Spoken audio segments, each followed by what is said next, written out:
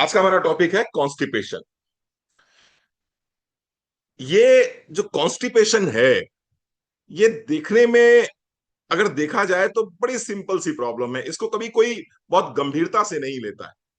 इसको कभी कोई बहुत गंभीरता से नहीं लेता। आप मान लो अपने घर में कहते हो किसी से कि यार मेरा पेट आज साफ नहीं हुआ, तो वो आपसे ये नहीं कहते हैं कि अरे अरे, पेट साफ नहीं हुआ, चलो चलो चलो किसी डॉक्टर के पास चलते हैं, किसी डॉक्टर को दिखा के लेके आते हैं, या आपको तुरंत कहीं एडमिट करा देते हैं। कोई बोलता है क्या घर में ऐसे? कोई नहीं बोलता। आप सुबह उठे, आप वॉशरूम गए, वॉशरूम से बाहर लौट के आए, आपने अपनी वाइफ से कहा आज यार पेट क्लीन नहीं हुआ, तो आपकी वाइफ जो है हल्का फुल्का कुछ बस बोलेंगे और बात खत्म हो गई। बात खत्म हो गई। या आपने अपने हस्बैंड से कहा कि मेरा पेट क्लीन नहीं हुआ, तो वो क्या कहेंगे? एक्सरसाइज तो करती नहीं हो, खाने पीने का होश तो रहता नहीं है, कुछ खा लिया हुआ उठ पटांग इसीलिए पेट साफ नहीं हुआ। यानी कि हम क्या करते हैं, हम इसको बहुत गंभीरता से नहीं लेते हैं। चलिए आइए समझते हैं पहले तो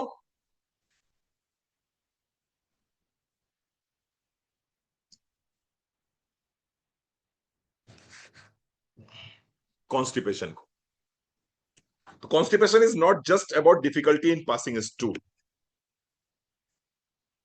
constipation is not just about constipation is not just about difficulty in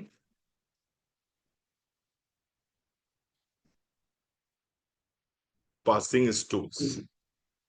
constipation सिर्फ स्टूल पास ना होने की डिफिकल्टी नहीं है। It is about the impact it has. It is about the impact it has on our health।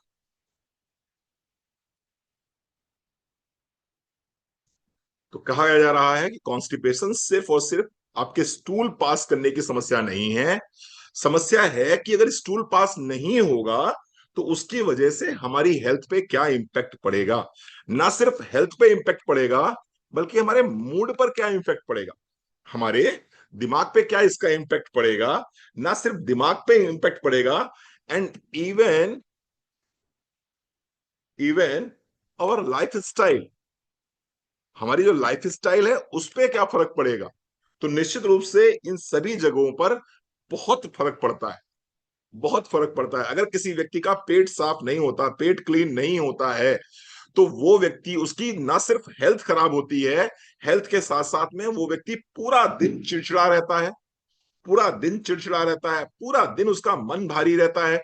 और इसके साथ साथ में आप जब उससे कहते हैं ना चलो जिम चलो, एक्सरसाइज करने चलना है, तो उसका मन नहीं लगता जिम को जाने। जब आप उससे कहते हो ना चलो मीटिंग करने चलना है, तो अगर उसका पेट साफ नहीं हुआ है सुबह, तो उसका मीटिंग में भी मन नहीं लगता। वो आपके संग चला भले जाएगा, लेकिन उसका पूरे दिन उसका ध्यान कहाँ लगा रहेगा? उसका पूरे दिन ध्यान लगा रहेगा उसके पेट के ऊपर। उसके पेट के ऊपर। ठीक है। चलो, क्या कहना चाहते हैं यहां पर हम? कहना चाहते हैं यहां पर हम, a blocked stomach often leads to a blocked stomach often leads to a blocked stomach often leads to a blocked mind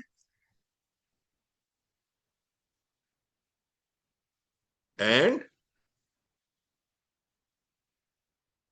blocked body। तो सिर्फ आंतों के ब्लॉक होने से सिर्फ आंतें ही ब्लॉक नहीं होती हैं। आंतें अगर ब्लॉक हो गई हैं तो ये आंतें आपके दिमाग को भी ब्लॉक कर देती हैं और आपकी बॉडी को भी ब्लॉक कर देती हैं। क्लियर हो रही मेरी बात? समझ में आ रही है आपको सोम साहू जी? समझ में आ रही है? गोदामरी जी क्लियर? राठौर मैम क्लियर बात है मेरी? बिल्कुल। बहुत सिंपल सी डेफिनेशन है। Constipation is not just about difficulty in passing a stool. It is about the impact it has on our health, our mood, and even our lifestyle. A blocked stomach often leads to a blocked mind and body। साथ ही साथ में क्या कहा जाता है? कैसे मानेंगे किसी को कॉन्स्टिपेशन है? Constipation constipation is a condition is a condition in which a person has difficulty passing stool. ठीक बात है। In which a person has difficulty in passing stool. Constipation एक ऐसी कंडीशन है जिसमें कि एक व्यक्ति को अपना स्टूल पास करने में समस्या आती है, कठिनाई आती है। और इसके अतिरिक्त और bowel movement occurs less frequently.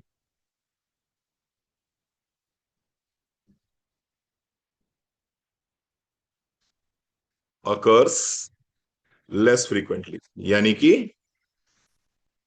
Bowl movements कैसे आते हैं? लेस फ्रीक्वेंटली आते हैं। आपकी हाथों की गति कैसी होती है? धीमी हो जाती है। तो जो बाउल में मूवमेंट आना चाहिए, प्रतिदिन आना चाहिए, या सुबह और शाम दो टाइम आना चाहिए, ये कैसे हो जाते हैं? ये लेस फ्रीक्वेंटली हो जाते हैं। लेस फ्रीक्वेंटली हो जाते हैं। कितना लेस फ्रीक्वेंटली हो जाते हैं? Less than less than 2 to 3 times in a week. मतलब क्या हुआ इसका? मतलब ये हुआ कि अगर कोई व्यक्ति सप्ताह में 2 से 3 बार भी मोशन के लिए नहीं जाता है, तो हम उसको बोलते हैं कि ये व्यक्ति कैसा है? इस व्यक्ति को कॉन्स्टिपेशन। यानी कॉन्स्टिपेशन की परिभाषा क्या हो गई? कि अगर कोई व्यक्ति सप्ताह में 3 बार भी मोशन के लिए नहीं जाता है, तो उसको हम बोलेंगे उसको कॉन्स्टिपेशन है। या फिर कोई व्यक्ति अगर एक दिन में 3 बार जाता है, एक व्यक्ति, एक मिनट, कहां से कीड़े आ गए भाई? एक व्यक्ति अगर एक दिन में 3 बार मोशन करने जाता है, तो उसको हम डायरिया नहीं बोलेंगे। उसको हम डायरिया नहीं बोलेंगे। यानी एक दिन में 3 बार से लेकर सप्ताह में 3 बार तक यदि कोई व्यक्ति स्टूल पास करता है, तो हम उसको कैसे कंसीडर करेंगे? साइंस कैसे कंसीडर करेगी उसको? साइंस उसको नॉर्मल कंसीडर करेगी। इन जनरल हमारे यहां इंडिया में एक परंपरा है कि व्यक्ति सुबह भी मोशन के लिए जाता है और शाम को भी मोशन के लिए जाता है। और जो व्यक्ति दिन में 2 बार स्टूल पास करता है, हम उसको नॉर्मल मानते हैं। हम मानते हैं उसकी हेल्थ बहुत अच्छी है। हम मानते हैं उसकी हेल्थ बहुत अच्छी है। लेकिन लेकिन जो साइंस कहती है, जो मेडिकल जर्नल्स कहते हैं, उनका कहना क्या है? कि अगर कोई व्यक्ति सप्ताह में 3 बार भी स्टूल पास करता है, अगर कोई व्यक्ति सप्ताह में 3 बार भी स्टूल पास करता है, तो उसको हम ये मान लेंगे कि वो व्यक्ति नॉर्मल है, उसको कॉन्स्टिपेशन नहीं है। जबकि सच्चाई ये है कि अगर भारत में देखा जाए कि अगर हमें एक दिन भी स्टूल पास नहीं होता है, तो हमको लगता है आज हम कॉन्स्टिपेटेड है। सही बात है। तो मेडिकल साइंस क्या कह रही है? 3 दिन में एक बार चले गए आप, यानी सप्ताह में 3 बार चले गए, तो आप नॉर्मल है। नॉर्मल है। लेकिन वो हमारे लिए नॉर्मल नहीं है, वो उनके लिए नॉर्मल हो सकता है। ठीक है जी। और साथ ही साथ में कैसे होंगे स्टूल्स ये? कैसे होंगे स्टूल्स ये? So less than 2 to 3 times in a week, and the stools are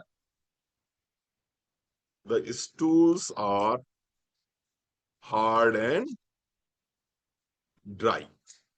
stools कैसे होंगे? हार्ड और ड्राई होंगे। हार्ड और ड्राई होंगे। The stomach never feels completely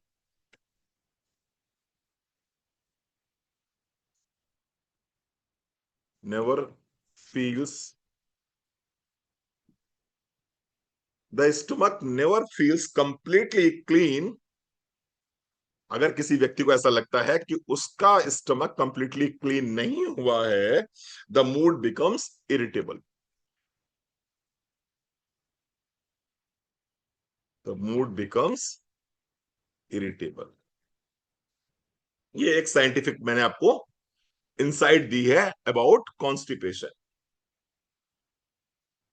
आपको ऐसा महसूस होगा कि मेरा पेट पूरी तरह से क्लीन नहीं हुआ है, जिसकी वजह से आपके मूड में इरिटेबिलिटी रहेगी, चिड़चिड़ापन रहेगा।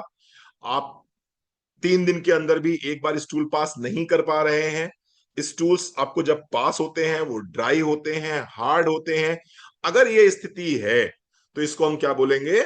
इसको हम बोलेंगे कि ये स्थिति कैसी स्थिति हो गई? ये स्थिति कॉन्स्टिपेशन की स्थिति हो गई। ठीक है कुसुम जी, क्लियर हो गया आपको? लेकिन ये जो जो डेफिनेशन है, ये डेफिनेशन कहाँ की डेफिनेशन है? ये डेफिनेशन विदेशों की डेफिनेशन है, जहां पर ठंडक बहुत पड़ती है।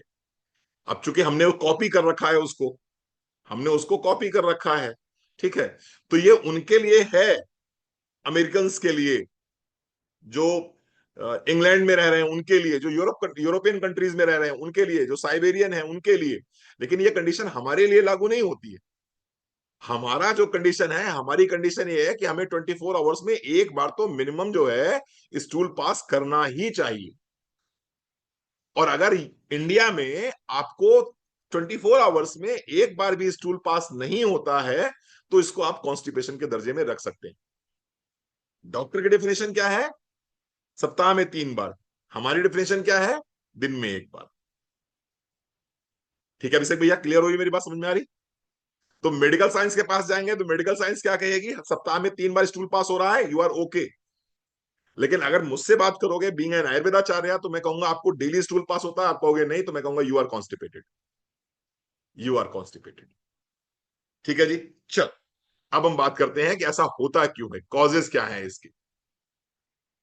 What are the causes?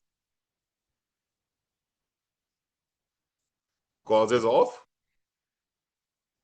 Constipation.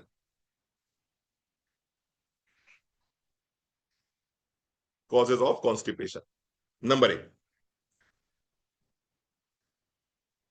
Dietary causes. Dietary causes, खाने पीने का तरीका। बेसिकली जब तक आपके खाने में पर्याप्त मात्रा में फाइबर नहीं होगा, तब तक आपकी आंतें उतनी अच्छी तरह से काम नहीं करेंगी जितनी अच्छी तरह से उन्हें काम करना चाहिए। इसमें क्या हो गया? डाइटरी कॉजेज में लैक ऑफ फाइबर। आज की तारीख में मैं बात करूं अगर, तो आप में से मैक्सिमम लोगों के खाने में फाइबर कम हो गया है। फाइबर कम हो गया है। हम ज्यादा क्या खाते हैं? हम ज्यादा रिफाइंड चीजें खाते हैं। चाहे वो रिफाइंड ऑयल की बात करें तो रिफाइंड ऑयल भी यूज करते हैं हम। चाहे हम बात करें तो रिफाइंड चीनी की बात करें, शुगर की बात करें तो रिफाइंड शुगर यूज करते हैं।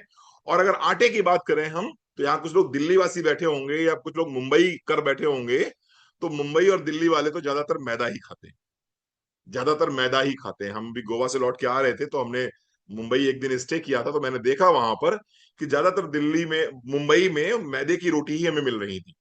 मैदे की रोटी ही हमें मिल रही थी। तो मैदे की रोटी में फाइबर नहीं होता। और दिल्ली में भी आप अगर जाएंगे तो आपको यही मैदे की रोटी मिलती है, तो वहां भी फाइबर बहुत कम खाया जाता है। तो हमारे डाइट में से फाइबर बहुत कम हो गया है। डाइट में डाइट फाइबर बहुत कम हो गया, और मैक्सिमम लोग क्या कर रहे हैं? मैक्सिमम लोग जंक फूड की तरफ बढ़ रहे हैं। जितना आप स्विगी, जोमेटो, जेप्टो की तरफ बढ़ेंगे, उतना आपके फूड से फाइबर कम होता चला जाएगा। जितना आप स्ट्रीट फूड की तरफ बढ़ेंगे, उतना आपके फूड से फाइबर लगातार कम होता चला जाएगा। और आपको अगर अपना पेट क्लीन रखना है, आपको अगर, क्या हुआ बेटा? मुंबई में घर में हम आटा, बहुत बढ़िया, अच्छी बात है सर, बहुत बढ़िया बात है। अगली बार अगर मुंबई आएंगे तो आपसे आपके घर पे ही रुकेंगे अपन। तो क्या हुआ? तो अगर स्ट्रीट फूड खाते हैं तो आप क्या करते हैं? मैदा ज्यादा खाते हैं। तो बेसिकली पंगा क्या है? Lack of fibre. Lack of fibre कहां से मिलेगा? लैक ऑफ फाइबर ये कैसे पूर्ति होगी इसकी? कैसे कवर अप कर सकते हैं इसको? इसको कवर अप करने का एक सिंपल तरीका है कि अपनी डाइट में आप फ्रूट्स लीजिए, वेजिटेबल्स लीजिए, फ्रूट्स लीजिए, वेजिटेबल्स लीजिए, और होल ग्रेन्स लीजिए। अगर आप अपनी डाइट में फ्रूट्स का सेवन करते हैं, वेजिटेबल्स का सेवन करते हैं, होल ग्रेन्स का सेवन करते हैं, तो निश्चित रूप से आपको पर्याप्त मात्रा में फाइबर मिल सकता है। कितना फाइबर चाहिए होता है एक व्यक्ति को? Any idea? कोई बता सकता है कितना फाइबर चाहिए होता है हमें एक दिन में? मिनिमम कितना फाइबर चाहिए होता है एक दिन में? कम से कम 25 से 30 ग्राम फाइबर तो मिनिमम चाहिए ही चाहिए। अगर आप 50 ग्राम तक फाइबर खाते हैं तो ये बहुत अच्छी बात है, लेकिन कम से कम 30 ग्राम फाइबर चाहिए। लेकिन इंडियन डाइट सर्वे क्या कहती है? इंडियन डाइट सर्वे क्या कहती है कि एक आदमी आज की तारीख में जिस तरह का खाना खा रहा है, उसको हार्डली 5 से 10 ग्राम फाइबर मिल पाता है। हार्डली 5 से 10 ग्राम फाइबर मिल पाता है। मिलना कितना चाहिए? Minimum 30 grams. Minimum 30 grams. और मिल कितना रहा है? Hardly 5 to 10 grams. फाइबर हमारे खाने में है ही नहीं। फाइबर हमारे खाने में है ही। ठीक है जी। दूसरा, अभी मैं बहुत अच्छे अच्छे विषयों पे आऊंगा। आप चौंकेंगे अपने ऊपर कि हाँ यार, ये तो हम भी करते हैं। दूसरा, drinking less water. Drinking less water. पानी हम कम पीते हैं। पानी हम कम पीते हैं, और सब ये मानते हैं पानी हम कम पीते हैं।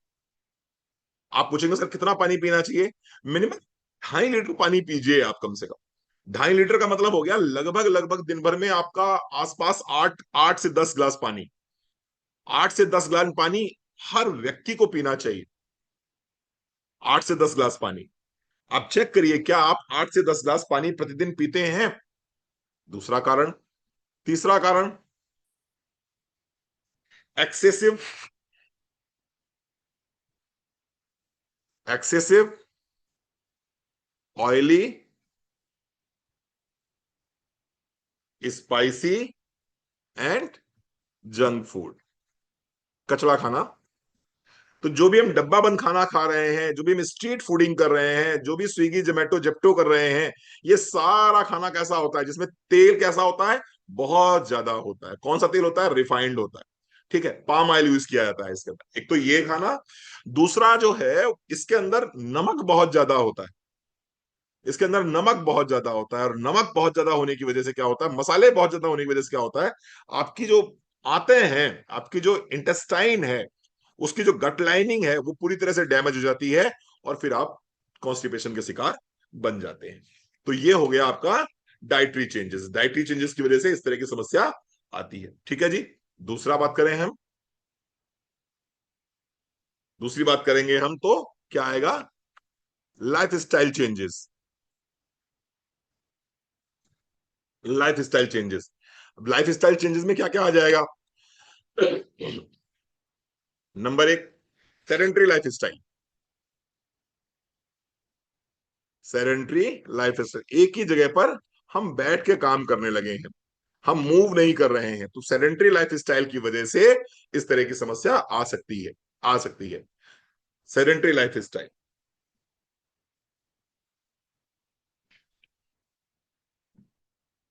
ठीक है जी।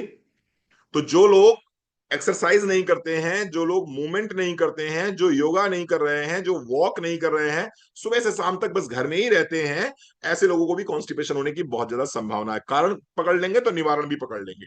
आप चेक करिए अपने अंदर कि हमें ये प्रॉब्लम हो तो नहीं रही है। दूसरा, दूसरा, ignoring the urge to pass stool. Ignoring the urge to pass stool. ये बहुत बार ऐसा होता है कि आप, कई बार ऐसा होता है कि आपको प्रेशर बनता है। आपको प्रेशर बनता है। माइंड ये सेंस करता है कि अब आपको डेफिकेट करने की जरूरत है। आप महसूस भी करते हैं इस चीज को। लेकिन कई बार ऐसी जगह पर हम होते हैं, कई बार ऐसी सिचुएशन होती है कि हमें लगता है कि ये सही समय नहीं है, या सही लोकेशन नहीं है। और हम क्या करते हैं, हम उस चीज को टाल जाते हैं। और टालने के बाद में धीरे से ब्रेन को ये सिग्नल दे देते हैं कि अभी हम कंफर्टेबल नहीं है डेफिकेट करने की वजह से, डेफिकेट करने के लिए। और फिर धीरे से क्या होता है, ब्रेन उस सिग्नल को कैंसिल कर देता है। फिर ब्रेन दोबारा वो सिग्नल देता ही नहीं है, और आप कहते हो सर कॉन्स्टिपेशन हो गया। आप कहते हो कि सर कॉन्स्टिपेशन हो गया। तीसरा, स्ट्रेस, तनाव। जो लोग बहुत ज्यादा तनाव में रहते हैं, ऐसे लोगों को कॉन्स्टिपेशन निश्चित रूप से होना ही होना है। मैंने आपको बताया था, जब मैंने गट हेल्थ पढ़ाया था आपको, और अभी भी जो अभी मेरी ट्रेनिंग जो हुई है उसमें भी मैंने पढ़ाया था कि स्ट्रेस जो है, अगर स्ट्रेस बहुत ज्यादा रहेगी आपको, तो वो आपकी वेगस नर्व को डिस्टर्ब कर देगी। और वेगस नर्व अगर डिस्टर्ब हो गई तो ब्रेन से जो सिग्नल जाना चाहिए आंतों को कि नहीं भैया अब पास आउट करो, अब इसको डेफिकेट करो, अब इसको बाहर निकालो, वो सिग्नल ही आप महसूस नहीं कर रहे हैं। आपकी आंतें तो भर गई हैं। देखिए, समझने की कोशिश करिए, मैं समझाने का प्रयास करूंगा आपको। ये आपका माइंड है और ये आपकी आंतें हैं। इन आंतों में कचरा भर गया या कचरा जमा हो गया है पूरा, तो यहां से एक सिग्नल जाएगा यहां के लिए कि हमें डेफिकेट करना है, हमें डेफिकेट करना है, हम पूरा फुल हो गए हैं। और फिर ये क्या करेगा, वेगस नर्व के रास्ते इसको सिग्नल देगा कि आप डेफिकेट करो, और आप उसको महसूस करोगे। लेकिन अगर आप स्ट्रेस में रहेंगे, अगर आप स्ट्रेस में रहेंगे, हंसा कर क्या करें, सुनना ध्यान से। अगर आप स्ट्रेस में रहेंगे तो ये सिग्नल तो यहां से यहां चला जाएगा, लेकिन ये सिग्नल जो है, जो दिमाग से आना है आंतों के लिए कि आपको डेफिकेट करना है, ये सिग्नल कट हो जाएगा। तो आंतें तो फुल हो गई आपकी, लेकिन ब्रेन जो है स्ट्रेस की वजह से वेगस नर्व डिस्टर्ब हुई, और वेगस नर्व डिस्टर्ब होने की वजह से आपकी आंतों को सिग्नल मिल ही नहीं रहा डेफिकेट करने के लिए, और आप बैठे हुए हो वहां पर, आप बैठे हुए हो वहां पर। ठीक है जी। तो ये कुछ कारण है, sedentary lifestyle, ignoring the urge to pass stool, इसके साथ साथ में स्ट्रेस, और चौथा जो रीजन है वो है इर्रेगुलर रूटीन।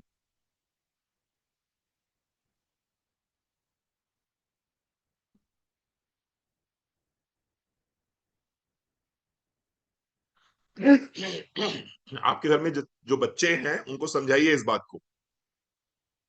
इर्रेगुलर रूटीन है, कभी 10 बजे खाना खा लेते हैं, कभी 11 बजे खाना खाते हैं, कभी 12 बजे खाना खाते हैं, कभी रात में 3 बजे स्विगी जोमेटो मंगवा लेते हैं, और उनका रूटीन नहीं है कुछ भी। कभी सुबह 8 बजे चले गए, तो कभी दोपहर में 11 बजे जा रहे हैं, तो कभी शाम को 5 बजे जा रहे हैं।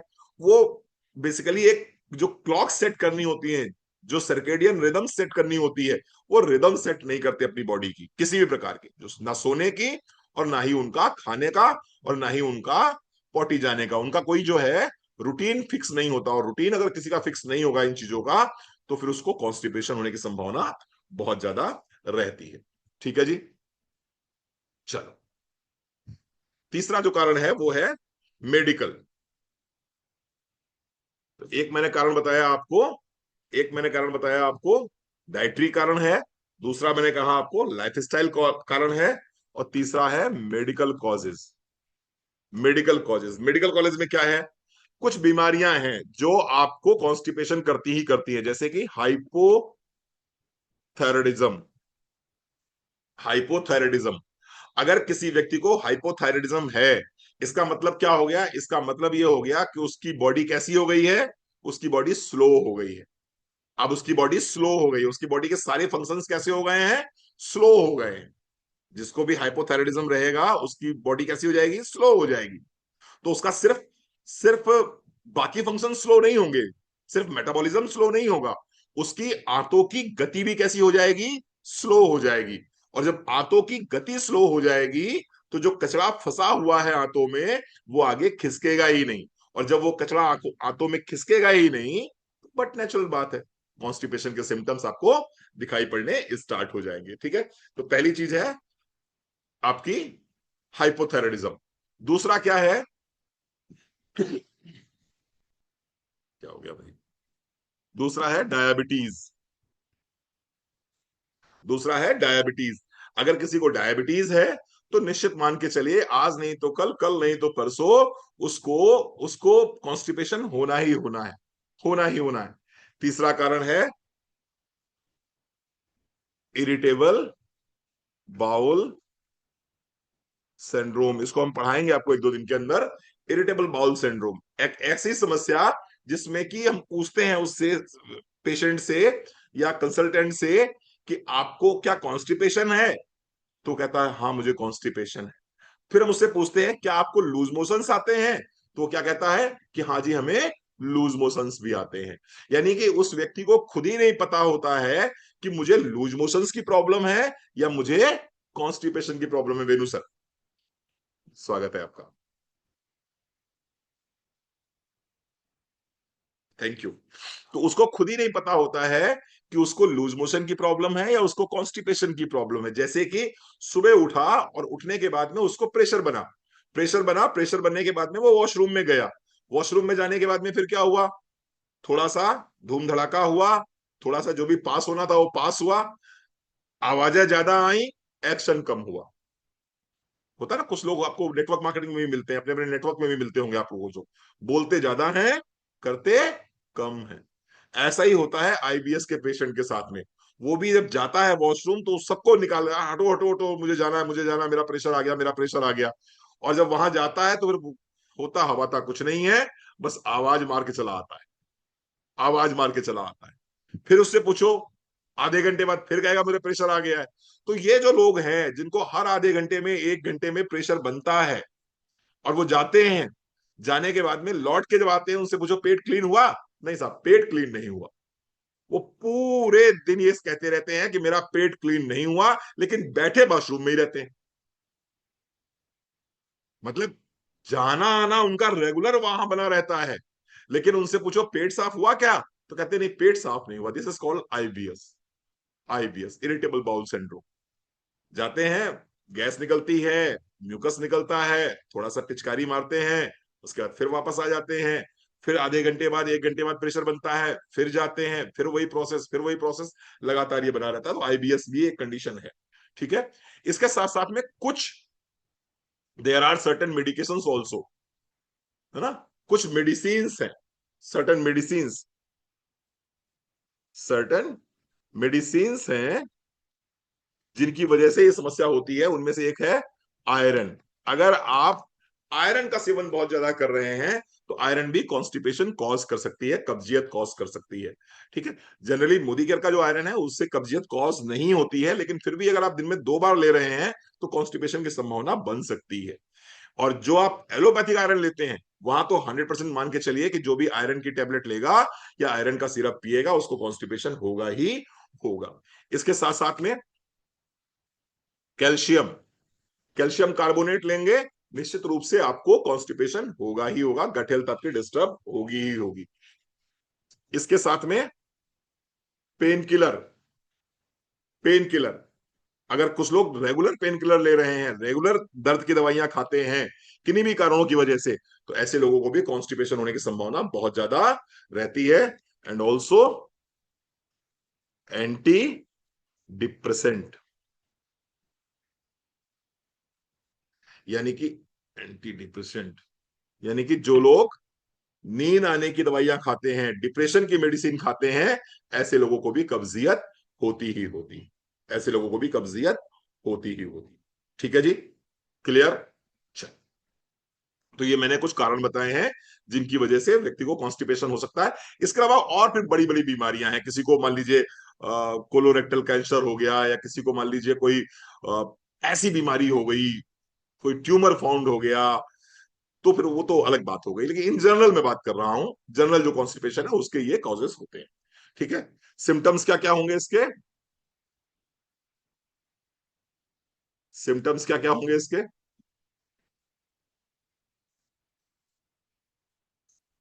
सिम्टम्स की बात करें तो पासिंग स्टूल,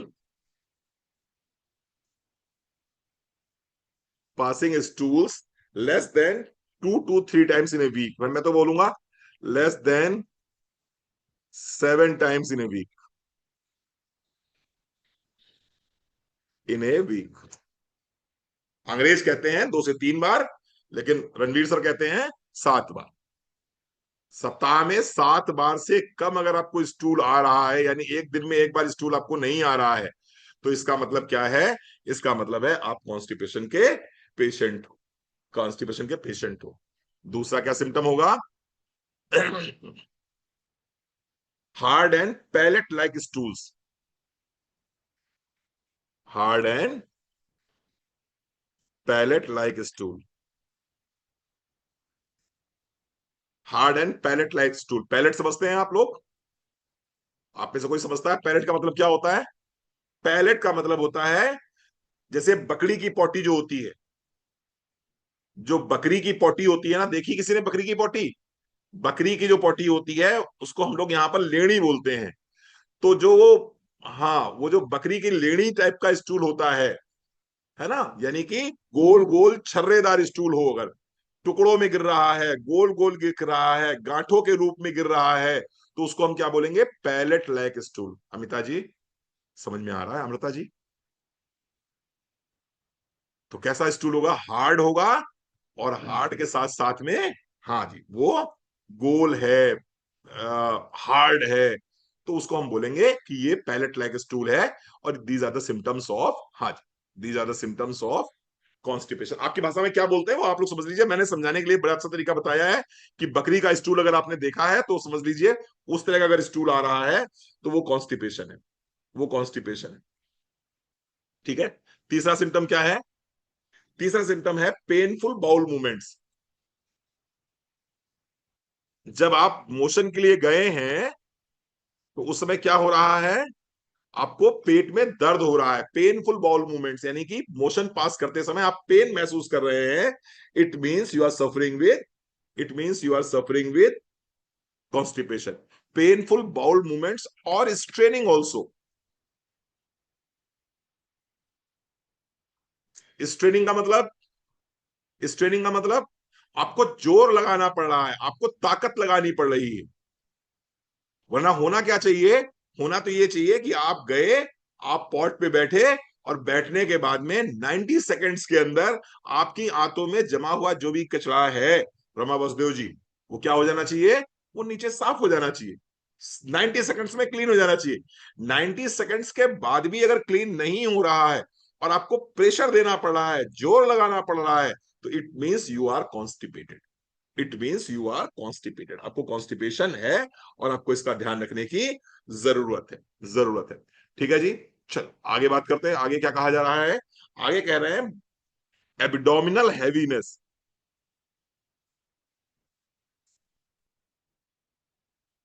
जनरली क्या होता है कि आपने अगर मोशन हो गया तो पेट कैसा महसूस होता है? हल्का लगता है वंदना जी, हल्का लगता है ना पेट। लेकिन अगर आपको एब्डोमिनल हैवीनेस है, मोशन होने के बाद भी पेट में भारीपन है, लग रहा है पेट भरा भरा है, पेट तना जा रहा है, पेट फूल रहा है, abdominal heaviness and gases and bloating, comma gases, abdominal heaviness है, ब्लोटिंग है, गैसेस अगर है मोशन से वापस आने के बावजूद भी, तो समझ लीजिए कहीं ना कहीं कॉन्स्टिपेशन का इशू आ गया है, कॉन्स्टिपेशन का इशू आ गया है। ठीक है जी। आगे सकते हैं। Feeling of incomplete evacuation.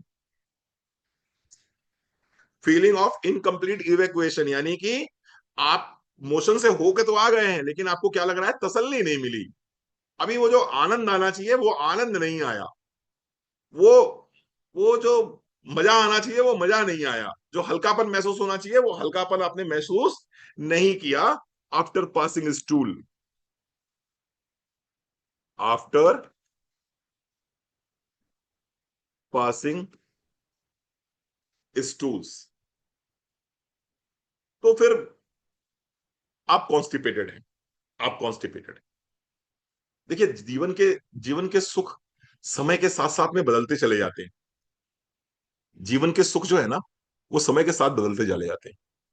जब हम बहुत छोटे बच्चे थे तो हमें खिलौनों में बड़ी आसक्ति थी, खिलौनों में बड़ी आसक्ति थी, दोस्तों में बड़ी आसक्ति थी, अपने वो क्रिकेट में बड़ी आसक्ति थी, वो गुल्ली डंडा में बड़ी आसक्ति थी, वो जो बच्चे महिलाएं खेलती थी वो, अब पता नहीं किसको याद है किसको नहीं याद है। आपने खेले हैं गुट्टे खेले हैं? गुट्टे, वो जो, हाँ, ऐसे करके वो हाथ में आके फिर करते थे, खेले हैं आप लोगों ने? अरुणा जी ने खेले हैं। वो पांच, हाँ, पांच लाते थे, गिट्टियां लाते थे, उनसे खेलते थे। वो अपना एक अलग आनंद था उस समय का। तो जो बचपन होता है ना, बचपन में आपको खाने की चिंता नहीं रहती, बचपन में आपको कॉन्स्टिपेशन की चिंता भी नहीं रहती। बचपन में आपको ये चिंता नहीं रहती नींद आएगी कि नहीं आएगी। बचपन में आपको ये चिंता नहीं रहती घुटने दर्द करेंगे कि नहीं करेंगे। बचपन जो है बस इसी बात के लिए रहता है, यार मम्मी मुझे खेलने जाने दो, मम्मी मुझे खेलने क्यों नहीं दे रही है, मम्मी मुझे खेलने क्यों नहीं जाने दे रही है। बस एक ही चीज लगती है, दोस्तों से मिलना है, सहेलियों से मिलना है, सबसे मिलना है और खेलना है बस। बात खत्म। ये कौन सा सुख है? ये बचपन का सुख है, बचपन का सुख। फिर धीरे धीरे हम लोग जवान हो गए, उम्र आई, 18 क्रॉस कर गए। अब वो खेल वाला किनारे हो गया थोड़ा सा। अब कॉलेज चले गए, नए फ्रेंड्स मिल गए, नई सहेलियां मिल गई। फिर वो फिर वो एक नया नया नया रुझान शुरू हो गया, नया इंटरेस्ट डेवलप हो गया, है ना। किसी का बॉयफ्रेंड, किसी की गर्लफ्रेंड, फिर वो 3-4 साल उसी में निकल जाते थे। 3-4 साल बॉयफ्रेंड गर्लफ्रेंड यही करने में निकल गए। उस समय उसमें इंटरेस्ट था, उस समय उसमें इंटरेस्ट था। वो जिंदगी अलग थी, वो जिंदगी अलग थी। कौन सा बात, 17-18 साल की उम्र से लेकर 20-21 साल की उम्र तक। फिर वो वेणुगोपाल सर 21 साल के ऊपर निकल गए। अब किसका, अब इंटरेस्ट कहाँ आ गया? वो बॉयफ्रेंड गर्लफ्रेंड छूट गया। 22-23 साल अगर हो गए, अब वो बॉयफ्रेंड गर्लफ्रेंड पीछे रह जाएगा। अब क्या रह गया? अब इसमें रह गया कैरियर। अब आता है कैरियर। कैरियर बनाना है, पैसे कमाने हैं, जिंदगी में नाम बड़ा करना है, कुछ हासिल करना है। कैरियर में लग गई, नौकरी वोकरी लग गई, व्यापार व्यापार सेटल हो गया। अब बड़ी बड़ी गाड़ियां चाहिए, बड़े बड़े फ्लैट्स चाहिए, है ना। मेरे पास प्लॉट कितने हैं, मेरे पास बैंक बैलेंस कितना है।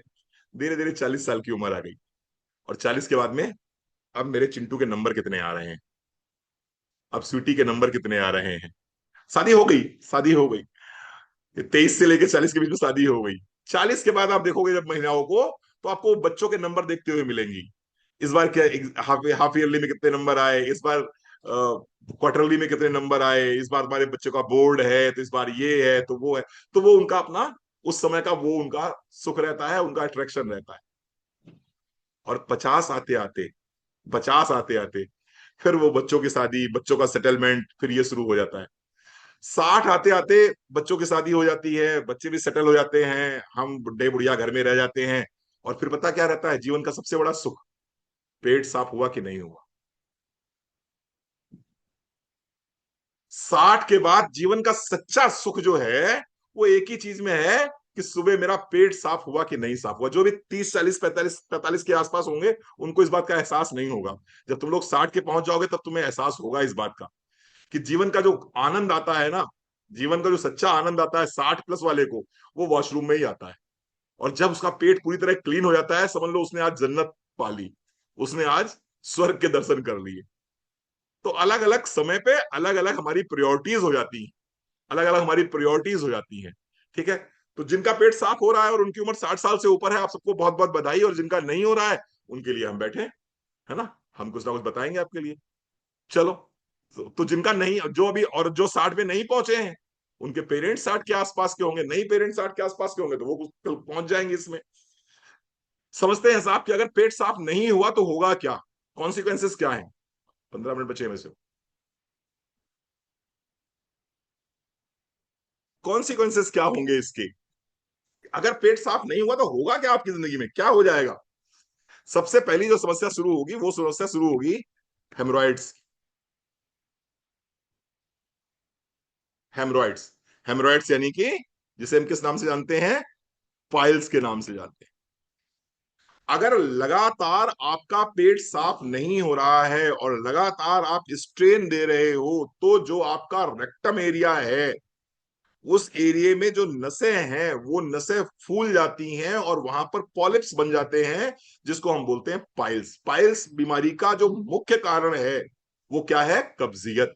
बिना कब्जियत के पाइल्स हो ही नहीं सकती। पाइल्स का मूल कारण ही कब्ज होती है। तो अगर आपने हमारी बातों को हल्के में लिया और गंभीरता से नहीं लिया, तो भविष्य में पाइल्स होने की संभावना ज्यादा रहती है। दूसरा, anal fissure. Anal fissure. Anal fissure यानी कि जो आपका ये एरिया है, जो आपका ये एरिया है, इस एरिया में कट्स लग जाते हैं, ऐसे दरारें पड़ जाती हैं। ये मान लो एनएस है, एनएस में इस तरह की दरारें पड़ गई, कट्स लग गए, फट गया वो, जैसे किसी ने ब्लेड से काट दिया हो उस एरिया को, तो इसको क्या बोलते हैं? इसको बोलते हैं फिशर। फिशर। ये अंदर भी हो सकता है, बाहर भी हो सकता है। अंदर साइड भी अगर दरार, कोई कट सा लग गया है कहीं पर, जैसे कट लग गया ऐसे करके, ऐसे कट लगा हुआ है, तो ये क्या बोलेगा? इसे बोलेंगे फिशर। ये फिशर होता है। और ये इतना दर्द करता है, इतना दर्द करता है, इतना असहनीय दर्द होता है कि जिसने भी इसको महसूस किया है वो जानता है कि फिशर का मतलब क्या होता है। क्रैकिंग इन एनल एरिया। ठीक है, चलो ये हो सकता है। और क्या हो सकता है? और हो सकता है एब्डोमिनल पेन। एब्डोमिनल पेन हो सकता है, पेट में बहुत भीषण दर्द हो सकता है, abdominal pain. Indigestion. Abdominal pain हो सकता है, इनडाइजेशन हो सकता है, एंड लॉस ऑफ एपेटाइट। अगर पेट साफ नहीं हो रहा है तो आगे चल के आपको लॉस ऑफ एपेटाइट होना ही होना है, यानी कि भूख आपकी खत्म हो सकती है। ठीक है जी। और क्या होगा? अच्छा, मान लीजिए पेट साफ नहीं हो रहा है तो आपकी बॉडी में क्या होगा? टॉक्सिन बिल्डअप हो जाएंगे। आपकी बॉडी में टॉक्सिन बिल्डअप हो जाएंगे, यानी कि आपकी बॉडी में जहर जो है वो इकट्ठा होना शुरू हो जाएगा। और जब जहर इकट्ठा होना शुरू हो जाएगा तो इसकी प्रॉब्लम क्या होगी? इसकी वजह से आपको आएगी थकान, फटीग। थकान आएगी बहुत ज्यादा। अगर टॉक्सिन बिल्डअप हो जाए किसी भी बॉडी में तो उस बॉडी में क्या फील होगा? आपको थकान महसूस होगी। थकान के साथ साथ में स्किन इश्यूज अगर बहुत ज्यादा हैं, स्किन इश्यूज अगर बहुत ज्यादा है, दाने पड़ रहे हैं आपको, मुहासे बहुत निकल रहे हैं आपको, किसी भी तरह का अगर स्किन इशू आपको बहुत ज्यादा रहता है, तो वो कहीं ना कहीं आपकी बॉडी में टॉक्सिन्स डेवलप हो रहे हैं। इसके साथ साथ में अगर आपने अच्छे से एवेकुएट नहीं किया है, यानी कि क्लीन नहीं किया, डेफिकेट नहीं किया है, तो वहां पर मल पड़ा रहेगा आंतों में। और जब आंतों में मल पड़ा रहेगा तो कोई चीज जब पड़ी रहती है कहीं पर और पुरानी चीज हो गई, वो तो क्या होगी? वो सड़ेगी। और कोई चीज जब सड़ती है कुलदीप, तो क्या होगा? गैस बनाएगी।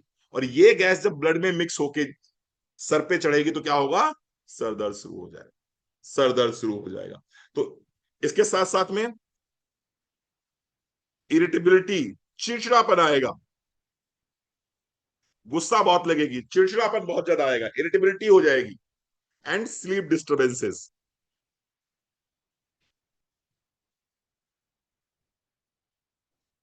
And sleep disturbances.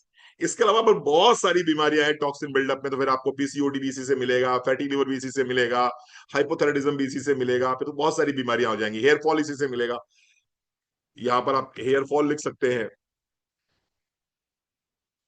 साइनोसाइटिस का मैंने बहुत करीब से देखा है कि अगर जिन लोगों को साइनोसाइटिस वगैरह प्रॉब्लम होती है, ऐसे लोगों का पेट साफ नहीं होता, क्लीन नहीं होता। अस्थमा के लोगों को भी मैंने देखा है, उनका पेट साफ नहीं होता, अस्थमेटिक पेशेंट्स में।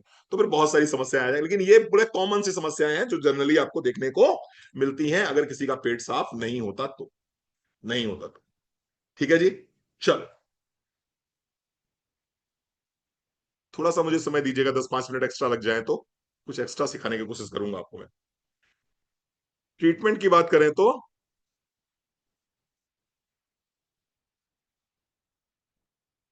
लाइफ स्टाइल और लाइफ स्टाइल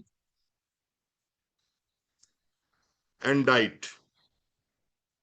लाइफ स्टाइल और डाइट को सुधारिए आप। Number 1, drink plenty of water. अच्छे से खूब पानी पीजिए।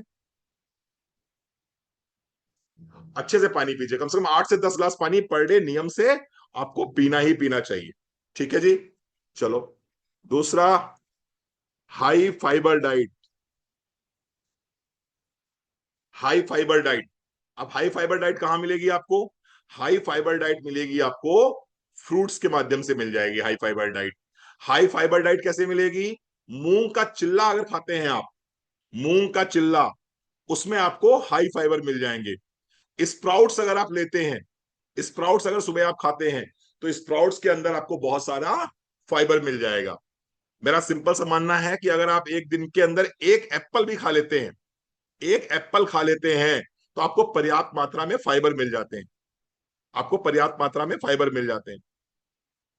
इसके साथ साथ में एप्पल के साथ में एक और फ्रूट है, एक और फ्रूट है, वो अगर आप खा लेंगे तो उससे भी आपको बहुत अच्छे से कॉन्स्टिपेशन से रिलीव कर सकते हैं अपने आप को। जैसे कि हाई फाइबर डाइट में मैं बोलूंगा तो एप्पल हो गया एक, दूसरा पपाया हो गया, पपीता बहुत अच्छा है, ठीक है। तीसरे में बात करूं तो मैंने उस दिन आपको पढ़ाया था एकरमेंसिया, देखें किसको याद रहता है। मैंने आपको पढ़ाया था कि आपके पेट में एक गुड गट बैक्टीरिया रहता है जिसका नाम है एकरमेंसिया। एकरमेंसिया पढ़ाया था मैंने वीना जी। मैंने ये भी पढ़ाया था कि एकरमेंसिया जो है उसको अगर हमें बढ़ाना है तो उसमें मैंने एक फल का नाम लिया था, दो तीन फलों के नाम लिए थे। आप मुझे किसी एक फल का नाम बता दीजिए। पॉमेग्रेनेट, वेरी गुड पुनीत जी, वेरी गुड, शाबाश, बहुत बढ़िया।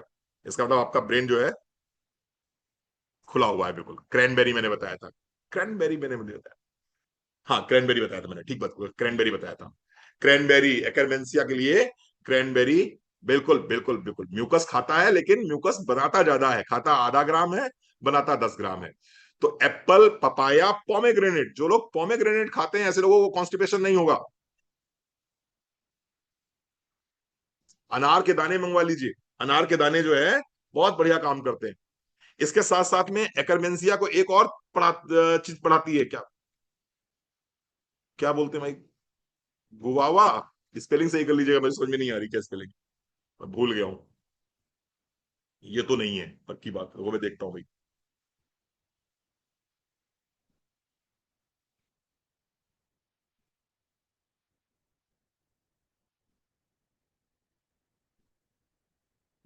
एक मिनट देखें भाई, इसको क्या कहते हैं।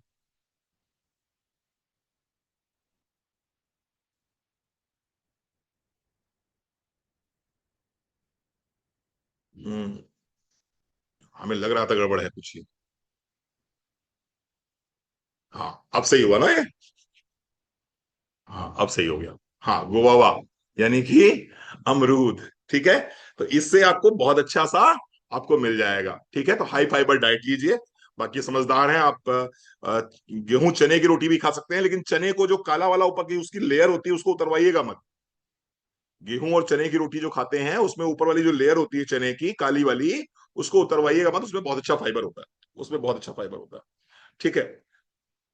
चलो, तीसरा क्या करना है, तीसरा करना है regular, regular toilet routine. Regular toilet routine यानी कि एक निश्चित समय बनाइए टॉयलेट जाने का, सबका बना ही होगा। बस उसी निश्चित समय पे ही आप टॉयलेट जाइए, आप देखेंगे आपको अपने आप उस समय तक आपको प्रेशर आ जाएगा।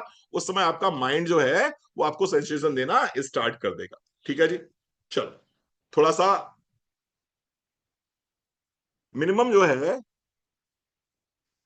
22, बहुत नहीं कर सकते, 20 to 30 मिनट वॉक कर लीजिए। और योगा, वॉक योगा कर लीजिए 20 से 30 मिनट तक, ये पर्याप्त है। इतना भी अगर कर लेते हैं तो आपको प्रेशर बनने में कोई दिक्कत नहीं होगी, नहीं होगी, ठीक है जी। और चौथी बात, पांचवी बात, ट्राई टू, अब ये बहुत इंपॉर्टेंट बात है, leave something on daily basis.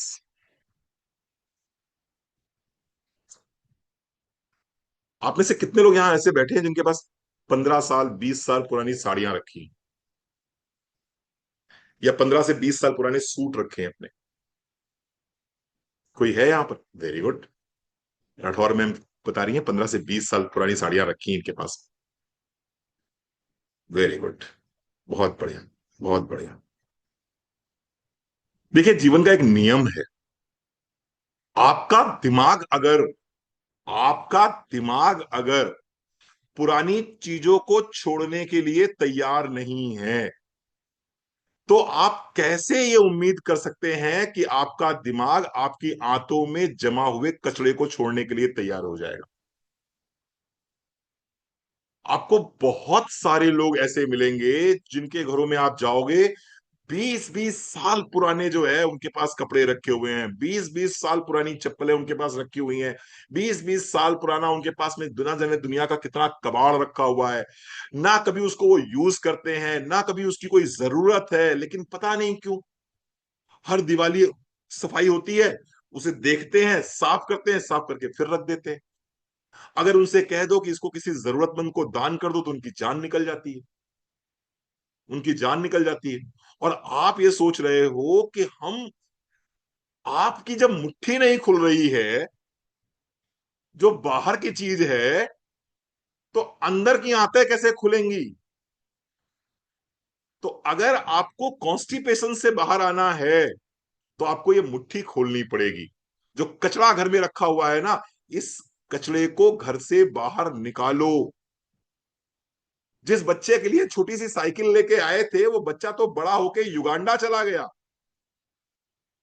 जिस बच्चे के लिए साइकिल लेके आए थे सतीश भैया, वो बच्चा तो चला गया युगांडा, और वो साइकिल अभी भी तुम्हारी गैलरी में खड़ी है। क्यों खड़ी है भाई? तुमको क्या लग रहा है तुम्हारा नाती वो साइकिल चलाएगा, या नाती का लड़का वो साइकिल चलाएगा? जी नहीं साहब, वो नहीं चलाएगा। उसको, कबाड़ी को या तो बेच दो, और या फिर किसी किसी को दान कर दो यार, दे दो उसको, फ्री ऑफ कॉस्ट दे दो।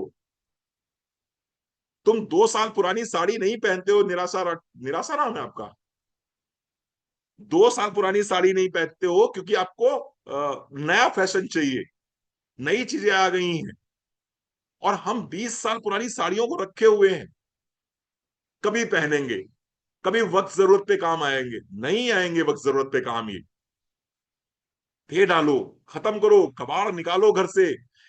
अरे जब बाहर का कबाड़ निकलेगा तो ये पेट का कबाड़ निकलेगा। जब तक बाहर का कबाड़ इकट्ठा करते रहोगे, पेट का कबाड़ भी इकट्ठा रहेगा। ये बात हो सकता है आपको समझ में ना आ रही हो, लेकिन ये बात बहुत हद तक सच है। और ना विश्वास आ रहा हो तो कल अपने घर का कबाड़ निकाल के देखना। हो, इस बार दिवाली की जब सफाई करना, तो उसमें बहुत सारी चीजें निकलेंगी जिनका आपके लिए कोई प्रयोग नहीं है, लेकिन वो है कॉस्टली। मैं समझता हूँ वो कॉस्टली है, मैं समझता हूँ वो पैसे से खरीदी गई है, मैं समझता हूँ आपका वो मोह है उन चीजों से, लेकिन वो आपके जब यूज में नहीं है तो उसको क्यों रखे हुए हो? अभी भी मैंने देखा बहुत से घरों में वो सीडी प्लेयर रखे हुए हैं। किसके किसके घरों में सीडी प्लेयर रखे हुए हैं, ईमानदारी से बताइए। जिसमें सीडी डालते थे, वो डब्बा खुलता था, फिर सीडी लगाते थे, फिर टीवी पे फोटो वो आती थी। सीडी प्लेयर किसके किसके घर में रखे हुए हैं? झूठ मत बोलना। रखे हैं लोगों के घरों में सीडी प्लेयर। क्यों रखे हुए हैं भाई? क्यों रखे हुआ है? आशा कलवानी फिर से तुम्हारे घर में सीडी आएगी क्या? या मैं अगर अपनी बात करूं तो क्या मेरे घर में फिर से सीडी आएगी? मैं फिर पीछे जाऊंगा क्या? ये दुनिया फिर से वापस लौटेगी क्या? अभी भी पुराने पुराने घरों में कुछ लोगों के घर में टेप रिकॉर्डर रखे हुए हैं, कैसेट वाले, वो जो घुमा के हम लोग बजाते थे कैसेट, वो वाले रखे हुए हैं। क्यों रखा हुआ है? क्या जरूरत है उसकी? लालटेन रखी हुई है घर में, लालटेन, जिसमें जिसमें वो डालते थे हम। एंटीक आइटम्स नहीं है सर, वो तो वही एंटीक बन जाता है पेट के अंदर। फिर वो भी कहता है मैं भी तो एंटीक हूं। जितना एंटीक घर के अंदर रखोगे, उतना एंटीक तुम्हारे पेट में भरा रहेगा। अगर आप अगर आप अगर आप, हाँ वही मैं कह रहा हूं, अगर सास जी नहीं फेंकने देती, यही पंगा है, सबकी सासें नहीं फेंकने देती। हमारे घर में भी है हमारी माता जी, वो भी नहीं फेंकने देती, लेकिन फिर भी किसी तरह से ये इनके प्रकारेण दबाव डाल डूल के किसी तरह से हम जो है उसको निपटा देते हैं। आपके घर में भी अगर इस तरह का कचरा रखा हुआ है तो उसको निपटा दीजिए, निपटा दीजिए उसको। ठीक है जी। चलो, दूसरी चीज, क्यों बहुत सारे लोग, ये माइंड हैक्स बता रहा हूं मैं आपको, क्यों बहुत सारे लोग वॉशरूम में बहुत ज्यादा टाइम लगाते हैं। आपको बहुत से लोग यहां बैठे होंगे जिनको वॉशरूम में आधे घंटे, 45 मिनट, 1 घंटे तक लग जाता है। आप उनको नॉक करते हो, उनसे पूछते हो, अरे भैया क्या कर रहे हो, बाहर निकलो, बस आ रहे हैं, आ रहे हैं, बस आ रहे हैं। अरे भैया क्या कर रहे हो, बस आ रहे हैं, बस आ रहे हैं, आ रहे हैं। और मालूम पड़ा बंदा अगर बाहर निकल के आया भी 1 घंटे बाद, तो ना उसके बाल गीले हैं, ना उसका बदन गीला है, ना उसने ब्रश किया हुआ है। तो उससे आप चिड़चिड़ा के पूछते हो, अबे तू 1 घंटे से अंदर कर क्या रहा था? तूने जब नहाया भी नहीं, तूने ब्रश भी नहीं किया, तो 1 घंटे से कर क्या रहा था अंदर? बैठे थे, बैठे थे। क्यों बैठे थे? सुकून मिलता है। क्यों सुकून मिलता है? सुकून इसलिए मिलता है कि उस आदमी ने ये मान लिया है अपने दिमाग में कि बाहर की दुनिया अच्छी नहीं है, बाहर की दुनिया में बड़े पंगे हैं, बाहर की दुनिया में बड़े बवाल हैं, वही पुरानी पत्नी है, वही पुराना बॉस है, वही वो बच्चों की चिकचिक है, वही पिट पिट पिट पिट पिट है। वो कहता है एक जगह मुझे मिलती है जहां मुझे सुकून मिलता है और वो है मेरा वॉशरूम। और फिर उसने अपने दिमाग को मैसेज दे दिया इस तरह से कि ये जगह सुकून की जगह है, ये जगह सुकून की जगह है, यहीं बैठो। और फिर धीमे धीमे ब्रेन भी आपको इस तरह से तैयार कर देता है, इस तरह से मेंटेन कर देता है आपकी बॉडी को कि आप सुकून से वहां बैठते रहते हो और बैठे बैठे एक ही गाना गाते रहते हो। एक बार आजा आजा आजा आजा आजा, है ना, कौन सा गाना था वो, है झलक दिखला जा, वही वाला गाना गाते रहते हो। घंटों बैठ के गाना गाते रहते हो। क्यों गा रहे हो? क्योंकि तुमको लगता है बाहर की दुनिया में रस नहीं है, तो अंदर की दुनिया में घुस जाते हो। और अंदर की दुनिया वही है जहां आपको कोई डिस्टर्ब नहीं करता, वहां आपको कोई डिस्टर्ब नहीं करता। एक और रीजन बता दो, मैं बड़े कॉमन कॉमन से रीजन बता रहा हूं आपको। एक और रीजन बता दूं, ज्यादातर आजकल लोग मोबाइल लेके जाते हैं वॉशरूम। स्पेशली आपके घरों में जो बच्चे हैं, बच्चे के अब तो बुढ़े भी जितने हैं सभी, सब मोबाइल लेके ही वॉशरूम जाते हैं, बिना मोबाइल के वॉशरूम नहीं जाते। और जब आप मोबाइल लेके जाते हो वॉशरूम में तो आपकी जो पोस्चर होता है वो कैसा होता है? वो झुका हुआ होता है। आप पॉट पे बैठते हो, लेकिन पॉट पे कैसे बैठते हो? झुक के बैठते हो, क्योंकि मोबाइल देख रहे होते हो ना। और जब झुक के बैठते हो मोबाइल देखते देखते, तो होता क्या है? होता यह है कि आपके ब्रेन से जो सिग्नल जाना चाहिए आपकी आंतों को वेगस नर्व के माध्यम से, वो पहुंच ही नहीं पाता प्रॉपर तरीके से। और फिर तुम वही गाना गाते रहते हो, मेरे सपनों की रानी कब आएगी तू, यही बोलते रहते हो। सोम साहू यही करते हो ना? तो क्या करना है? पहली बात तो मोबाइल लेके जाना ही नहीं है। लेकिन आप कहोगे सर ये तो माइंड हैक हो गया है हमारा, बिना मोबाइल के जाएंगे तो वैसे भी नहीं होगी।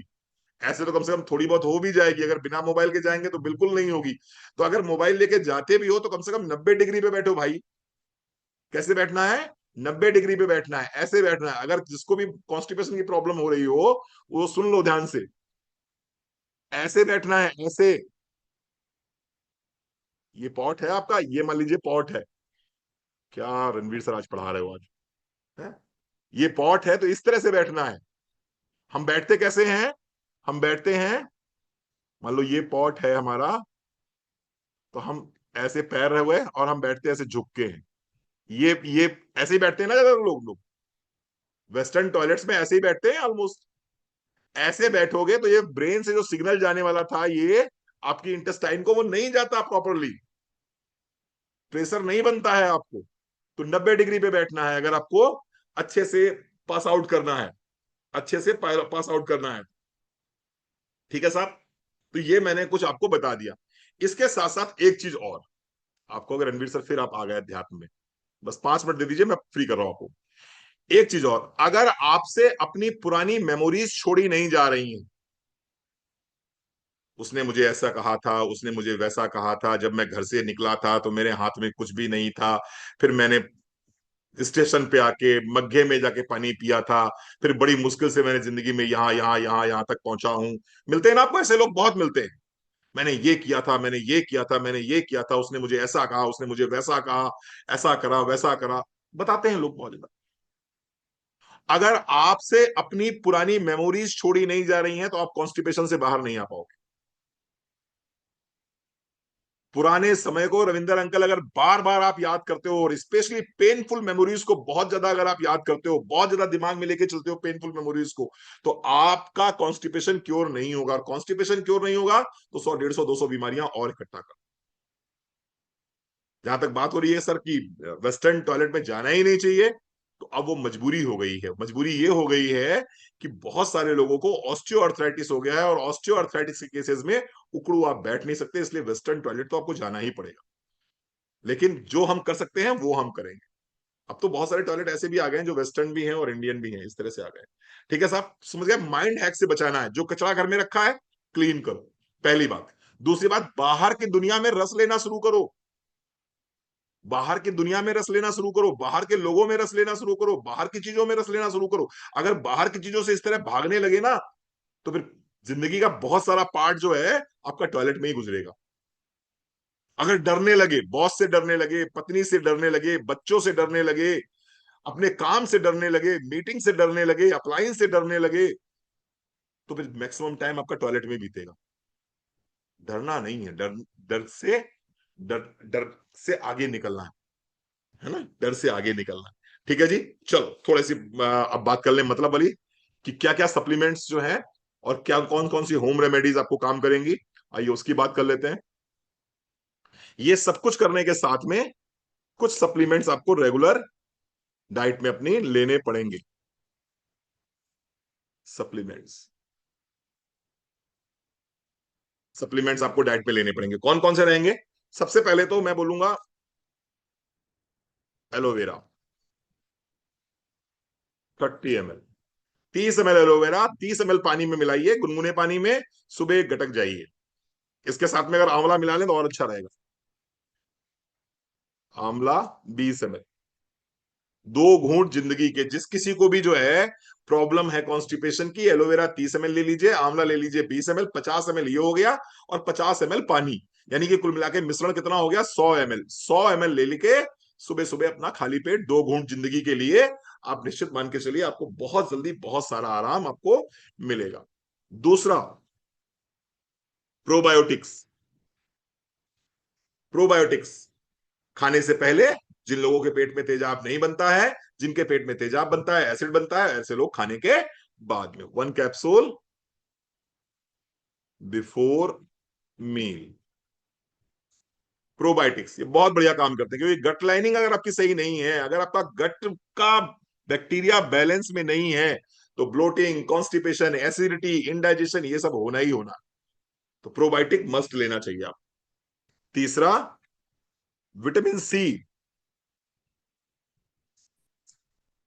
अगर अगर नेचुरल सोर्सेज अवेलेबल नहीं है तो, अगर नेचुरल सोर्सेज अवेलेबल हैं तो नेचुरल विटामिन सी सबसे अच्छा है। मौसमी ले लीजिए साहब, सुबह सुबह उठने के बाद में मौसमी खा लीजिए। मौसमी का जूस नहीं, मौसमी। मौसमी खानी है। उसमें क्या होगा? उसमें फाइबर भी होगा, उसमें फाइबर भी मिल जाएगा पर्याप्त मात्रा में, और विटामिन सी पर्याप्त मात्रा में मिल जाएगा, तो ये भी पेट साफ करने में आपको बहुत हेल्प करता है। ठीक है जी। चौथा, भगवान ने खूब सारे पैसे दिए हैं, तो मोदी केयर ने बहुत शानदार प्रोडक्ट लेके आया है। कौन सा? Super green. सुपर ग्रीन ले लीजिए, 5 से 10 ग्राम दिन में एक बार पानी में घोल के ले लीजिए। सुपर ग्रीन बहुत अच्छा फाइबर है इसके अंदर, बहुत अच्छा फाइबर है इसके अंदर। सुपर ग्रीन ले सकते हैं, सुपर ग्रीन ले लीजिए। ठीक है जी। आगे, त्रिफला 2 गोली रात में सोते समय, 2 tablet with a glass of milk भी ले सकते हैं, और ल्यूक वार्म वाटर ले सकते हैं। अब जब अगर ल्यूक वार्म वाटर के साथ में ले रहे हैं तो क्या करिएगा? इसी में फाइबर का सैचेट डाल दीजिएगा, सैशे। फाइबर आता है ना मोदी केयर में, फाइबर का एक सैशे निकालिए, फाड़िए, 1 ग्लास गुनगुने पानी में डालिए, घोल जाइए उसको, और उसी पानी के साथ में 2 टैबलेट त्रिफला ले लीजिए। सतीश जी क्लियर हो रही मेरी बात? समझ में आ रही है? अरुणा दीदी समझ में आ रही मेरी बात? फाइबर जो मोदी केयर का आता है, एक फाइबर का सैशे लिया, 1 ग्लास पानी में घोला, गुनगुने पानी में 2 गोली त्रिफला की उठाई, उसी पानी के साथ में गटक कर गए। सुबह उठे अपना एलोवेरा और ये आंवला ले लिया, एलोवेरा आंवला ले लिया। दोपहर में प्रोबायोटिक्स ले लिया, अगर ले सकते हैं तो। विटामिन सी, आप, मैं इंटेलेक्टे लेता हूं, आप जो मर्जी हो वैसे ले लीजिए। मौसमी खा सकते हैं, संतरा खा सकते हैं, वो ले लीजिए। ठीक है, विटामिन सी ले लीजिए। तो ये आपको मैंने कुछ सप्लीमेंट्स बताए हैं, कुछ मैंने आपको सप्लीमेंट्स बताए हैं। इसके साथ साथ में होम रेमेडीज पे आते हैं हम। नाना करते हुए भी टाइम हो ही जाता है। होम रेमेडीज पे आते हैं। कैस्टर ऑयल मुझे बहुत अच्छा लगता है। रात में सोते समय 2 चम्मच कैस्टर ऑयल पी लीजिए, 10 ml कैस्टर ऑयल। कैसी भी कब्जियत हो, कैसी भी कब्जियत हो, ये आपको क्लीन कर देगा। ये कब्जियत कब्जियत को क्लीन कर देगा कैस्टर ऑयल। जो जिसको सूट करे, मैं बहुत सारी बताने जा रहा हूं, घी विद वार्म मिल्क। एक ग्लास गर्म दूध, उसमें एक चम्मच घी डालिए, काऊ घी मोदी केयर का जो आता है, काऊ घी डालिए, पी जाइए। एक चम्मच देसी घी गर्म दूध में डाल के रात में पी जाइए, सुबह पेट clean.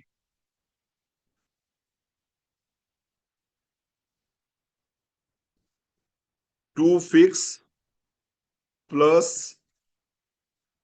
15 to 20 resins.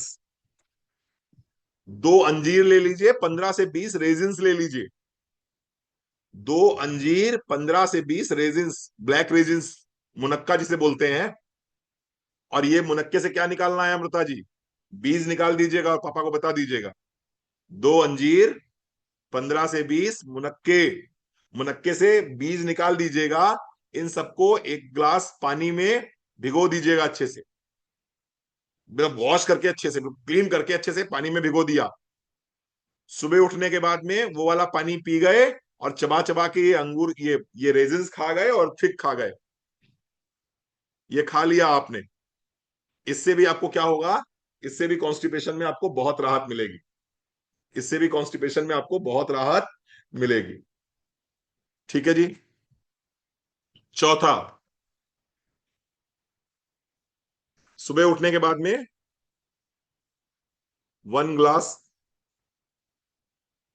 Of 1 glass of water, 1 glass of lime water, नींबू पानी, 1 glass of lime water with 1 pinch of सेंधा नमक, सेंधा नमक। ठीक है। सेंधा नमक समझते हैं आप लोग? वो रॉक सॉल्ट जिसे बोलते हैं हम लोग, रॉक सॉल्ट बोलते हैं, क्या बोलते हैं इसे? आप लोग बताओ भाई, मुझे नहीं पता। तो आपने एक गिलास पानी ले लिया, डॉक्टर वीना नाम दो, उसमें आपने नींबू निचोड़ दिया आधा। नींबू निचोड़ने के बाद में फिर उसमें सेंधा नमक, सेंधा नमक, हाँ, जिसमें मैग्नीशियम की मात्रा अच्छी होती है ना, बेसिकली रॉक सॉल्ट बोलते हैं सर। हाँ, उपवास में लेते हैं, जो उपवास में लेते हैं वही वाला, वो डाल दीजिए आप उसको।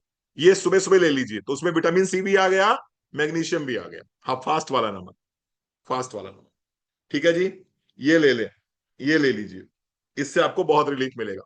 जो लोग कॉन्स्टिपेशन से ऑलरेडी पीड़ित हैं, जिनको मतलब पुराना कॉन्स्टिपेशन है, 10 साल, 15 साल, 20 साल कॉन्स्टिपेशन हो गया जिनको, ऐसे लोगों के लिए ग्रीन टी, जिंजर टी और टर्मरिक टी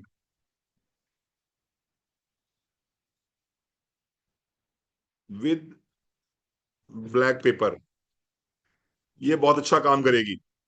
जो बहुत पुराने कॉन्स्टिपेशन के पेशेंट हैं, जनरली तो आप लोग इसी से सही हो जाओगे, लेकिन जो बहुत पुराने कॉन्स्टिपेशन के पेशेंट हैं, वो सुबह उठने के बाद में अगर ये एक सिर्फ टर्मरिक की टी पी लेते हैं, थोड़ा सा एक चुटकी उसमें अंदर काली मिर्च डाल देते हैं, तो उससे भी उन्हें बहुत रिलीफ मिलेगा। दिन में 1 से 2 बार ग्रीन टी पीना शुरू कर दीजिए, कैटेचिन्स होते हैं इसके अंदर, ये आपको बहुत रिलीफ देंगे कॉन्स्टिपेशन में। जिंजर टी पी सकते हैं, जिंजर टी से बहुत अच्छा रहेगा, इंडाइजेशन, आपके जो गट लाइनिंग में इन्फ्लेमेशन आ गया है, वो इन्फ्लेमेशन खत्म हो सकता है। ठीक है जी। चलो, एक और तरीका है, एक और प्रोडक्ट में बताने जा रहा हूं, इसको आप लोग नोट डाउन कर लो। ये फोकट में बता रहा हूं आपको। आयुर्वेदिक औषधि, या आयुर्वेदिक मेडिसिन की बात मैं करूं, तो जिनका पेट साफ नहीं हो रहा है, वो आंख बंद करके एक दवाई मंगवा लें। अभ्यारिस्ट, अभ्यारिस्ट 20 से 25 ml, 4 से 5 चम्मच जो है, with equal amount of water, with equal amount of water, पानी जो है इतना ले लें। अभ्यारिस्ट, बाजार में मिल जाएगा आपको अभ्यारिस्ट। अभ्यारिस्ट आप बाजार से मंगवा लीजिए, किसी भी कंपनी का ले लीजिए, वैद्यनाथ का ले लीजिए, पतंजलि का ले लीजिए, डाबर का ले लीजिए, ऊंझा का ले लीजिए, है ना। महर्षि आयुर्वेदा का ले लीजिए, किसी भी कंपनी का ले लीजिए, अभियारिस्ट 20 से 25 ml equal amount of water ले लीजिए, रात में सोते समय पी लीजिए आप, बस सुबह उठने के बाद में सब कुछ बहुत बढ़िया हो जाएगा। क्यों ऐसा हो जाएगा? क्योंकि इसके अंदर क्या है, अभियारिस्ट के अंदर क्या मिलता है? अभियारिस्ट के अंदर आपको मिलेगा हरण। और हरण जो है वो पेट के लिए दुनिया की सबसे अच्छी दवाई मानी जाती है। ऐसा कहा जाता है कि माता जो है एक बार आपको छोड़ सकती है, लेकिन हरण जो है आपको नहीं छोड़ सकती। हरण इतना प्रेम करती है आपसे, है ना। तो हरण जो है बहुत अच्छी दवाई होती है, हरण कॉन्स्टिपेशन के लिए। तो अभियारिस्ट आप ले लीजिए। हम लोग, मैं अगर अपनी बात करूं तो जो लोग मेरा कंसल्टेशन लिया हुआ वो मैक्सिमम लोग जानते भी होंगे यहाँ पर कि मैं अपने प्रिस्क्रिप्शन में अभियारिस्ट जरूर लिख देता हूँ अगर किसी को कॉन्स्टिपेशन की प्रॉब्लम है तो। अभियारिस्ट 20 से 25 ml equal amount of water ले लीजिए, बहुत सुबह अच्छे से पेट साफ हो जाएगा, बहुत सुबह अच्छे से पेट साफ हो जाएगा। ठीक है जी साहब। अब इसमें कुछ लोग ऐसे भी होंगे जो कहते हैं सर हम तो चूर्ण लेते हैं, पेट सफा रोग दबा और नित्यम चूर्ण कायम चूर्ण।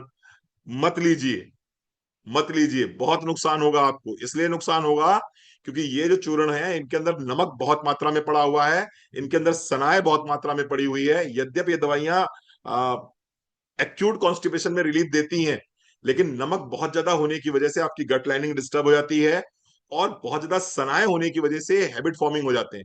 यानी कि आपको फिर हैबिट पड़ जाएगी, फिर जब तक ये लेंगे नहीं तब तक पेट साफ होगा नहीं।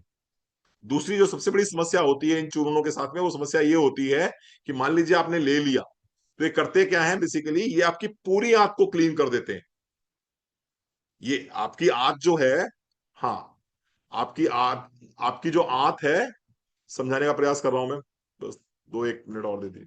ये आपकी आंत कुछ इस तरह से चलती है, ये असेंडिंग, ये ट्रांसवर्स, ये डिसेंडिंग, ये इस तरह से चलता मामला। यहां से गया, ये ऐसे ऐसे ऐसे करके बाहर निकल गया। तो ये जब आप ये दवाई लेंगे जो मैंने बताई है आपको, तो ये क्या करेंगे, यहां पर जो आपका रेक्टम में जो फंसा हुआ मल है, ये इसको जो है बाहर निकालेंगे। लेकिन जब आप चूरन लेते हो तो वो इसको भी बाहर निकालते हैं, इसको भी बाहर निकालते हैं, इसको भी बाहर निकालते हैं, सारा पानी पानी कर देते हैं। और उसका नतीजा ये निकलता है कि आपकी गट इरिटेट हो जाती है। और जब आपकी गट इरिटेट हो जाती है तो उसमें इन्फ्लेमेशन आ जाता है, और फिर वो बहुत परेशानी पैदा कर देती है। इसके साथ साथ में फिर होगा ये कि अगले 3 दिन तक मालूम पड़ा कुछ होगा ही नहीं, तो आप और परेशान हो जाओगे। तो चूरन लेना बंद करिए, जो नॉर्मल मैंने आपको सप्लीमेंट्स बताए हैं इन सप्लीमेंट्स को लेना स्टार्ट करिए, निश्चित रूप से आपको बहुत लाभ मिलेगा। ठीक है जी। चलो, अब ये मेरा कॉन्स्टिपेशन वाला चैप्टर जो है यहाँ पर, हाँ, यहाँ पर मेरा कॉन्स्टिपेशन वाला चैप्टर क्लोज हो रहा है। अगर कुछ लोग यहाँ पर बैठे हैं, विदेश से बैठे हैं कुछ लोग, तो वहां पर एक आता है, प्रून्स बोलते हैं, प्रून्स, PRUNES, प्रून्स, जिसको हम लोग बोलते हैं आलू बुखारा, आलू बुखारा। अगर आपको प्रून्स मिल जाते हैं कहीं, तो प्रून्स भी अगर आप 2 से 3 प्रून्स भी खा लेते हैं, तो वो प्रून्स से भी आपको बहुत रिलीफ मिलता है।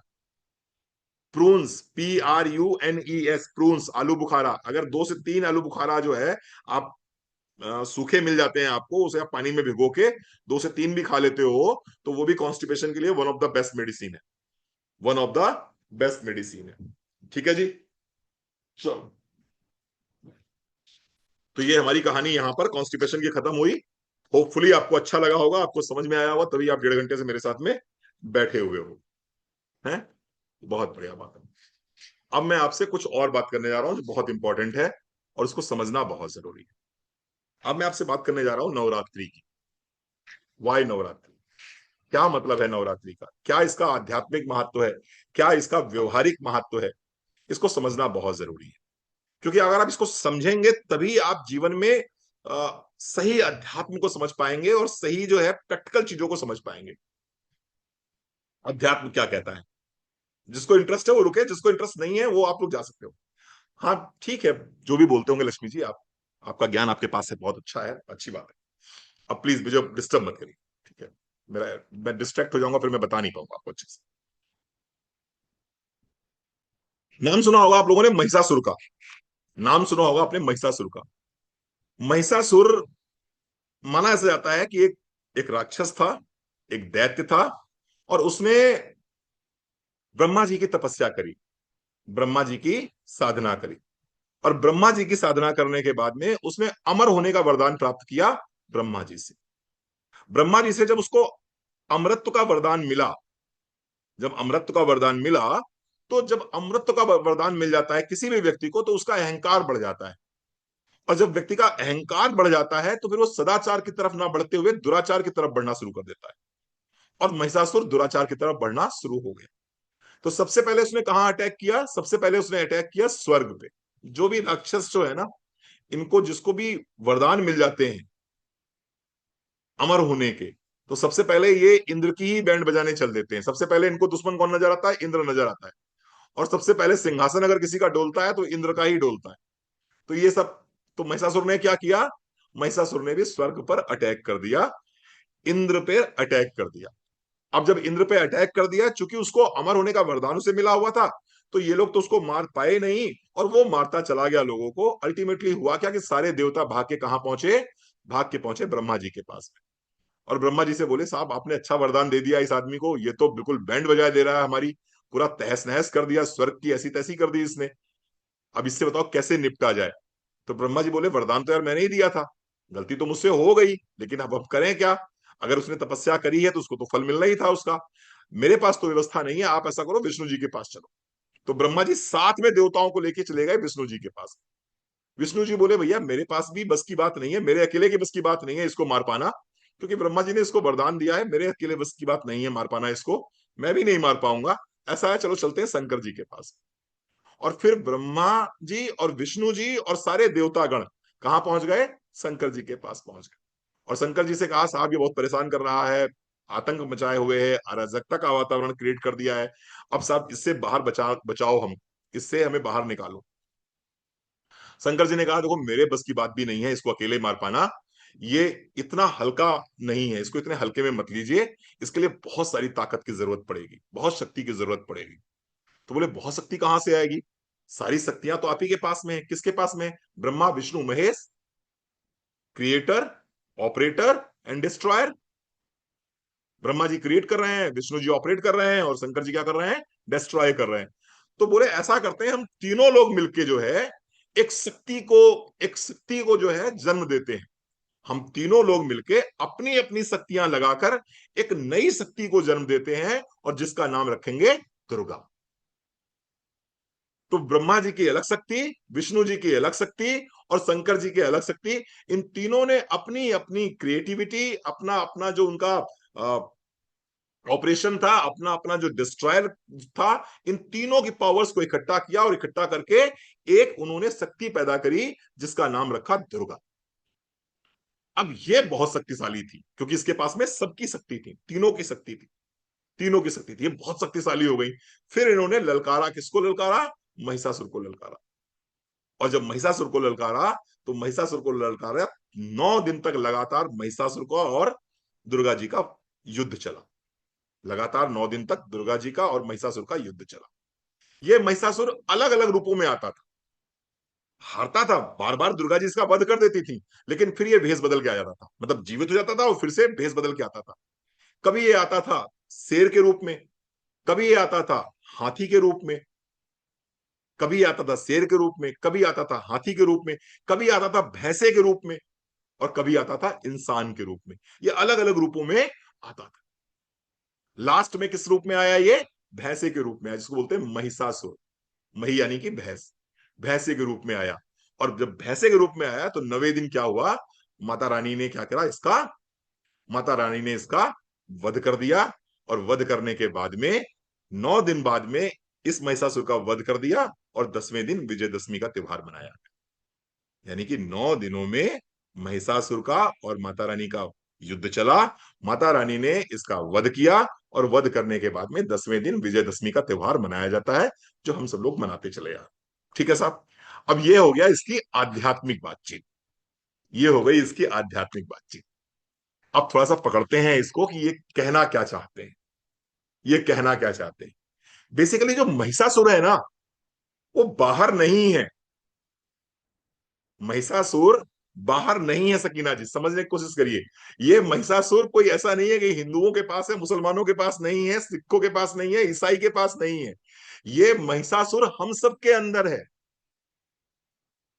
ये महिषासुर हमारे अंदर है। हमारे अंदर ही अहंकार है, हमारे अंदर ही काम है, हमारे अंदर ही क्रोध है, हमारे अंदर ही ग्रीड है यानी लोभ है, हमारे अंदर ही अटैचमेंट है यानी मोह है। तो ये महिषासुर हमारे अंदर है और हमें अपने अंदर की दुर्गा को जगाना है, हमें अपने अंदर की दुर्गा को जगाना है। और हम में से जो व्यक्ति अपने अंदर की दुर्गा को जगा लेगा वो व्यक्ति इस महिषासुर का वध कर पाएगा, और जो महिषासुर का वध कर पाएगा उसके लिए विजयदशमी मनाई जाएगी, उसके लिए विजयदशमी मनाई जाएगी। बाहर छोड़ो, बाहर सिंबल्स है, बाहर तो सिंबल्स है, वेणुगोपाल सर, सतीश सर, बाहर सिंबल्स है तो अंदर। महिषासुर प्रतीक किस चीज का है? भैंसा किसका प्रतीक है? भैंसा प्रतीक है आलस्य का, भैंसा प्रतीक है जड़ता का। देखा है ना, कभी आपने भैंसे को बहुत ज्यादा एनर्जेटिक नहीं देखा होगा, आलसी है, जड़ है, इनर्सिया है उसके अंदर। अब देखो क्या हम महिषासुर नहीं है? जब हमसे कहा जाता है 100 लोगों की लिस्ट बना लो, उन पे काम करो, और हमारा आलस आगे आ जाता है कल बनाएंगे, उस समय महिषासुर कहां, बाहर है या अंदर है? जब हमसे कहा जाता है कि दिन भर में कम से कम 5 लोगों से बात करनी है, सिर्फ 5 लोगों से बात करनी है, तुम्हारा पूरा जीवन बदल जाएगा, आप 5 लोगों से बात नहीं करते हो, वो जो आलस आपके अंदर आ जाता है, वो महिषासुर कहाँ है, बाहर है या अंदर है?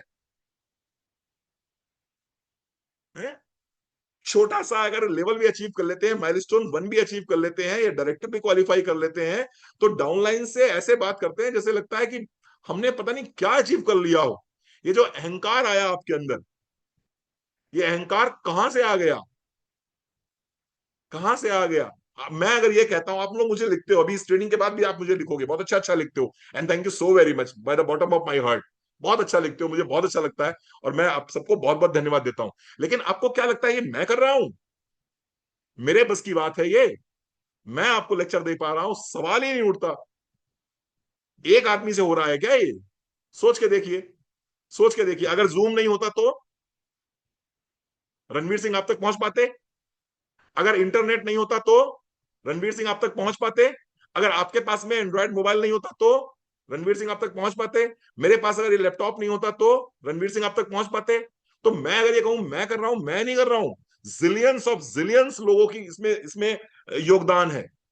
ना जाने कितने कितने कितने लोगों का योगदान है कि मैं अपनी बात अब तक पहुंचा पा रहा हूं। तो हमारे अंदर लेकिन अहंकार आ जाता है, हमको लगता है हम कर रहे हैं, नहीं हम नहीं कर रहे हैं, हमारे अकेले से नहीं हो पाएगा ये अहंकार क्या है? ये अहंकार सिंह का रूप है। जब महिषासुर शेर का रूप ले रहा था तो वो अहंकार का रूप। और फिर क्या करा? दुर्गा जी ने उसका भी वध किया, यानी कि आपके अंदर की जो चेतना है, जिसको आपने इन 9 दिनों में जगाना है, वो जब आपके अहंकार का वध कर दे तो समझ लेना महिषासुर मारा गया। और अगर चौड़े से बोलते हो ये मेरा है, ये मेरा है, ये मैंने किया है, ये मैं हूं, ये वो है, ये ऐसा है, तो समझ लेना अभी अभी नवरात्रि हुई नहीं है, अभी महिषासुर मरा नहीं है अंदर का। अगर मोह बहुत पकड़ता है, वो हाथी बन के आया महिषासुर, हाथी किसका प्रतीक है? हाथी प्रतीक है मोह का, अटैचमेंट का। अगर बहुत ज्यादा अटैचमेंट है आपको, आपसे छोड़ा छोड़ा नहीं जा रहा है, आपको लगता है कि यार ये 200 रुपए खर्च हो जाएंगे, ये 500 रुपए खर्च हो जाएंगे, ये 100 रुपए खर्च हो जाएंगे, क्यों किसी को दें, भले मेरे यूज में नहीं है, मैं कबाड़ में बेच दूंगा, 10 रुपए मिल जाएंगे, अगर किसी को दे दोगे उसका उसको 100 रुपए बच जाए। अगर मोह बहुत है आपके अंदर, पकड़ रख आपने बहुत मजबूत बना रखी है पैसों पे, पद पे, प्रतिष्ठा पे, मान में, सम्मान में, बच्चों में, घर गृहस्थी में, साड़ी में, गाड़ी में, तो तो महिषासुर नहीं मरा, तो महिषासुर नहीं मरा, महिषासुर तो जिंदा है। तुम नारियल फोड़ते रहोगे, बस जिंदगी भर नारियल फोड़ते रहो, 20 साल से नारियल फोड़ रहे हो, 50 साल से नारियल फोड़ रहे हो, और 20 साल और नारियल फोड़ लोगे, और सोचते हो हमने नवरात्रि सेलिब्रेट करी। सेलिब्रेट करना तो अंदर सेलिब्रेट करो, अहंकार को मारो, मोह को मारो, आलस्य को मारो, और आखिरी में वो मानव बन के आया। मानव यानी कि चालाकी, होशियारी। जब तक ये कनिंग कनिंग स्टाइल रहेगी हमारी, जब तक हम चालाक लोमड़ी वाला स्टाइल रहेगा जब तक हमारा, तब तक महिषासुर का मर्दन नहीं हो सकता। तो महिषासुर को बाहर नहीं मारना है, महिषासुर को कहां मारना है? अंदर मारना है। नवरात्रि 9 दिनों का त्योहार है। इन 9 दिनों में हमें अपने अंदर की 9 शक्तियों को जगाना है। अपने अंदर की 9 शक्तियों को जगाना है। अलग अलग तरह की शक्तियां हैं। आज हमारा पास टाइम बहुत कम बचा है, इसलिए आज हम बात नहीं करेंगे। अपने अंदर की 9 शक्तियों को जगाना है इन 9 दिनों में। और जिस दिन ये आपके अंदर की 9 शक्तियां जग जाएंगी, उसमें समर्पण भी है, उसमें आत्म अनुशासन भी है, उसमें दृढ़ निश्चयता भी है, उसमें लव भी है, उसमें कंपैशन भी है, उसमें सेटिस्फेक्शन भी है। ये सारी जब 9 शक्तियां आपके अंदर जग जाएंगी ना, तो आपके अंदर नवरात्रि का सेलिब्रेशन हो जाएगा। आपके अंदर नवरात्रि का सेलिब्रेशन होगा। और फिर जब वो जो सेलिब्रेशन होगा वो देखने वाला होगा, वो महसूस करने वाला होगा। वो आनंद आप जो है ना, जिस दिन वो 9 शक्तियां जग गई आपके अंदर, उस दिन आप आनंदित हो जाओगे। आज आज की बात कर लेते हैं। आज प्रथम दिन है नवरात्रि का। और प्रथम दिन किसका होता है? शैलपुत्री। शैलपुत्री। तो प्रथम दिन हम लोग क्या करते हैं? शैलपुत्री जी की आराधना करते हैं। शैलपुत्री जी को जीवन में धारण करने का प्रयास करते हैं, उनकी अर्चना करते हैं। शैलपुत्री का मतलब क्या होता है भाई? शैलपुत्री का मतलब क्या होता है? शैल मतलब शैल मतलब पहाड़। शैल मतलब माउंटेन। और पुत्री का मतलब उनकी डॉटर। तो डॉटर ऑफ माउंटेन। जब पार्वती जी ने दोबारा जन्म लिया राजा हिमालय के यहां पर, एज ए पुत्री बन के पैदा हुई वो, राजा हिमालय की। और बाद में उन्होंने शिव का वर्ण किया। तो यहां क्या बताया जा रहा है? पहले दिन, इसका मतलब समझिए, समझाया ये जा रहा है कि जब भी कभी आप किसी भी काम को प्रारंभ करते हैं, जब भी आप किसी भी काम को प्रारंभ करते हैं, तो आप शैलपुत्री का ध्यान करें। और शैलपुत्री का ध्यान करके उससे क्या सीखें, उससे क्या ध्यान करें? ध्यान करना है वहां पर पहाड़ कैसा है? पहाड़ अटल है। पहाड़ अटल है। जब तक अपने लक्ष्य को प्राप्त नहीं कर लेंगे, तब तक पीछे नहीं हटेंगे। पहाड़ पहाड़ स्ट्रांग है, अटल है, स्ट्रांग है, यानी कि पूरी शक्ति लगा के, पूरा जोश लगा के अपने काम को करेंगे। पहाड़ में धैर्य है, वो विचलित नहीं होता है। नदी विचलित होती है, पहाड़ विचलित नहीं होता। पहाड़ एक जगह स्थिर है तो स्थिर है। तो एक कंपनी अगर चुन ली मोदी केयर, तो चुन ली मोदी केयर। तो अगर आप मोदी केयर में हैं, तो और आपने मोदी केयर को एज ए कैरियर लिया है, तो आपको शैलपुत्री को अपने जीवन में धारण करना पड़ेगा। आपको अपने अंदर स्थिरता लानी पड़ेगी, आपको अपने अंदर मजबूती लानी पड़ेगी, आपको अपने अंदर धैर्य लाना पड़ेगा। ये है शैलपुत्री का मतलब। तो किसी भी काम को जीवन में अगर स्टार्ट करेंगे, तो 3 गुणों को अपने जीवन में लेके आइएगा। 3 गुणों को अपने जीवन में लेके आइएगा। धैर्य को लेके आइएगा, स्थिरता को लेके आइएगा, मजबूती को लेके आइएगा। निश्चित रूप से ये काम सफल होगा ही होगा। निश्चित रूप से ये काम सफल होगा ही होगा। एक थोड़ा सा आपको, बस मुझे अगर इंटरेस्ट हो तो बैठिए, नहीं इंटरेस्ट कोई बात नहीं। मैं कुछ दिखाना चाहता हूं आपको, और शायद आपको अच्छा लगे। थोड़ा सा समय लगेगा आपका।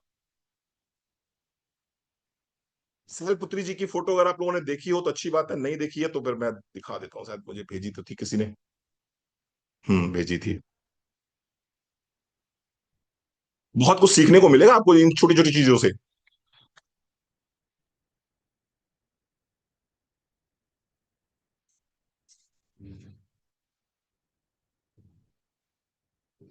प्लीज इसको इसको किसी प्रकार के धर्म के चश्मे से मत देखिएगा।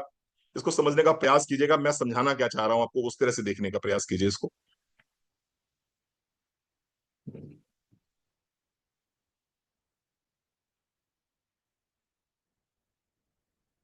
हम्म। बहुत बढ़िया। वेरी गुड, शाबाश। भगे नहीं कोई भी। चलो इसको देखो जरा, इस फोटो को देखो। हाँ जी, देखा आपने? क्या लगता है, जो भगवान शिव की पत्नी होंगी, उनको सवारी करने के लिए बैल मिलेगा? नहीं साहब। बैल का पर्पस क्या है? बैल क्यों दिखाया जा रहा? वृषभ। यहां पर शैलपुत्री जी की सवारी क्या है? बैल है। बैल का मतलब होता है कर्म। बैल का मतलब होता है धैर्य। बैल का मतलब होता है बैल का मतलब होता है संयम। बैल का मतलब होता है सेक्रीफाइस। मैं सिखाता हूं थोड़ा सा आपको। आप में से कितने लोग यहां पर बैठे, इसको देख लिया आप लोगों ने अच्छे से? अब इसको समझिएगा जरा ध्यान से। आप में से कितने लोग हैं जिन्होंने जिन्हें पता है कि बैल से पहले खेती होती थी? पता है? राजकुमार साहब पता है आपको? बैलों से खेती होती थी, वंदना जी आपको पता है? मैंने तो करी है। मैं अपने मामा के यहाँ जाता था तो खूब बढ़िया करता था, अपना इंटरेस्ट था मुझे। बैल जो है ना, बैल प्रतीक है सेक्रीफाइस का, बैल प्रतीक है कर्म का। तो बैल ये बता रहा है कि अगर आप जीवन में किसी भी काम को करते हैं तो आपको उसके परिणाम तब मिलेंगे जब आप बैल जैसा आचरण अपने अंदर लेके आएंगे। बैल जैसा आचरण अपने अंदर लेके आएंगे। बैल का आचरण क्या कहता है? अटूट परिश्रम। अटूट परिश्रम। बैल जो है ना, जब किसान जाता था ज्योताराम जी, तो जब किसान जाता था 4 बजे सुबह उठ के, तो बैल ये नहीं कहता था मुझे अभी थोड़ी देर और सोना है। बैल ये नहीं कहता था कि नहीं अभी मैं थका हुआ हूं, मुझसे नहीं हो पाएगा। 4 बजे किसान उठता था और 4 ही बजे बैल भी उठता था, और पूरा दिन किसान भी थकता था और पूरा दिन बैल भी थकता था।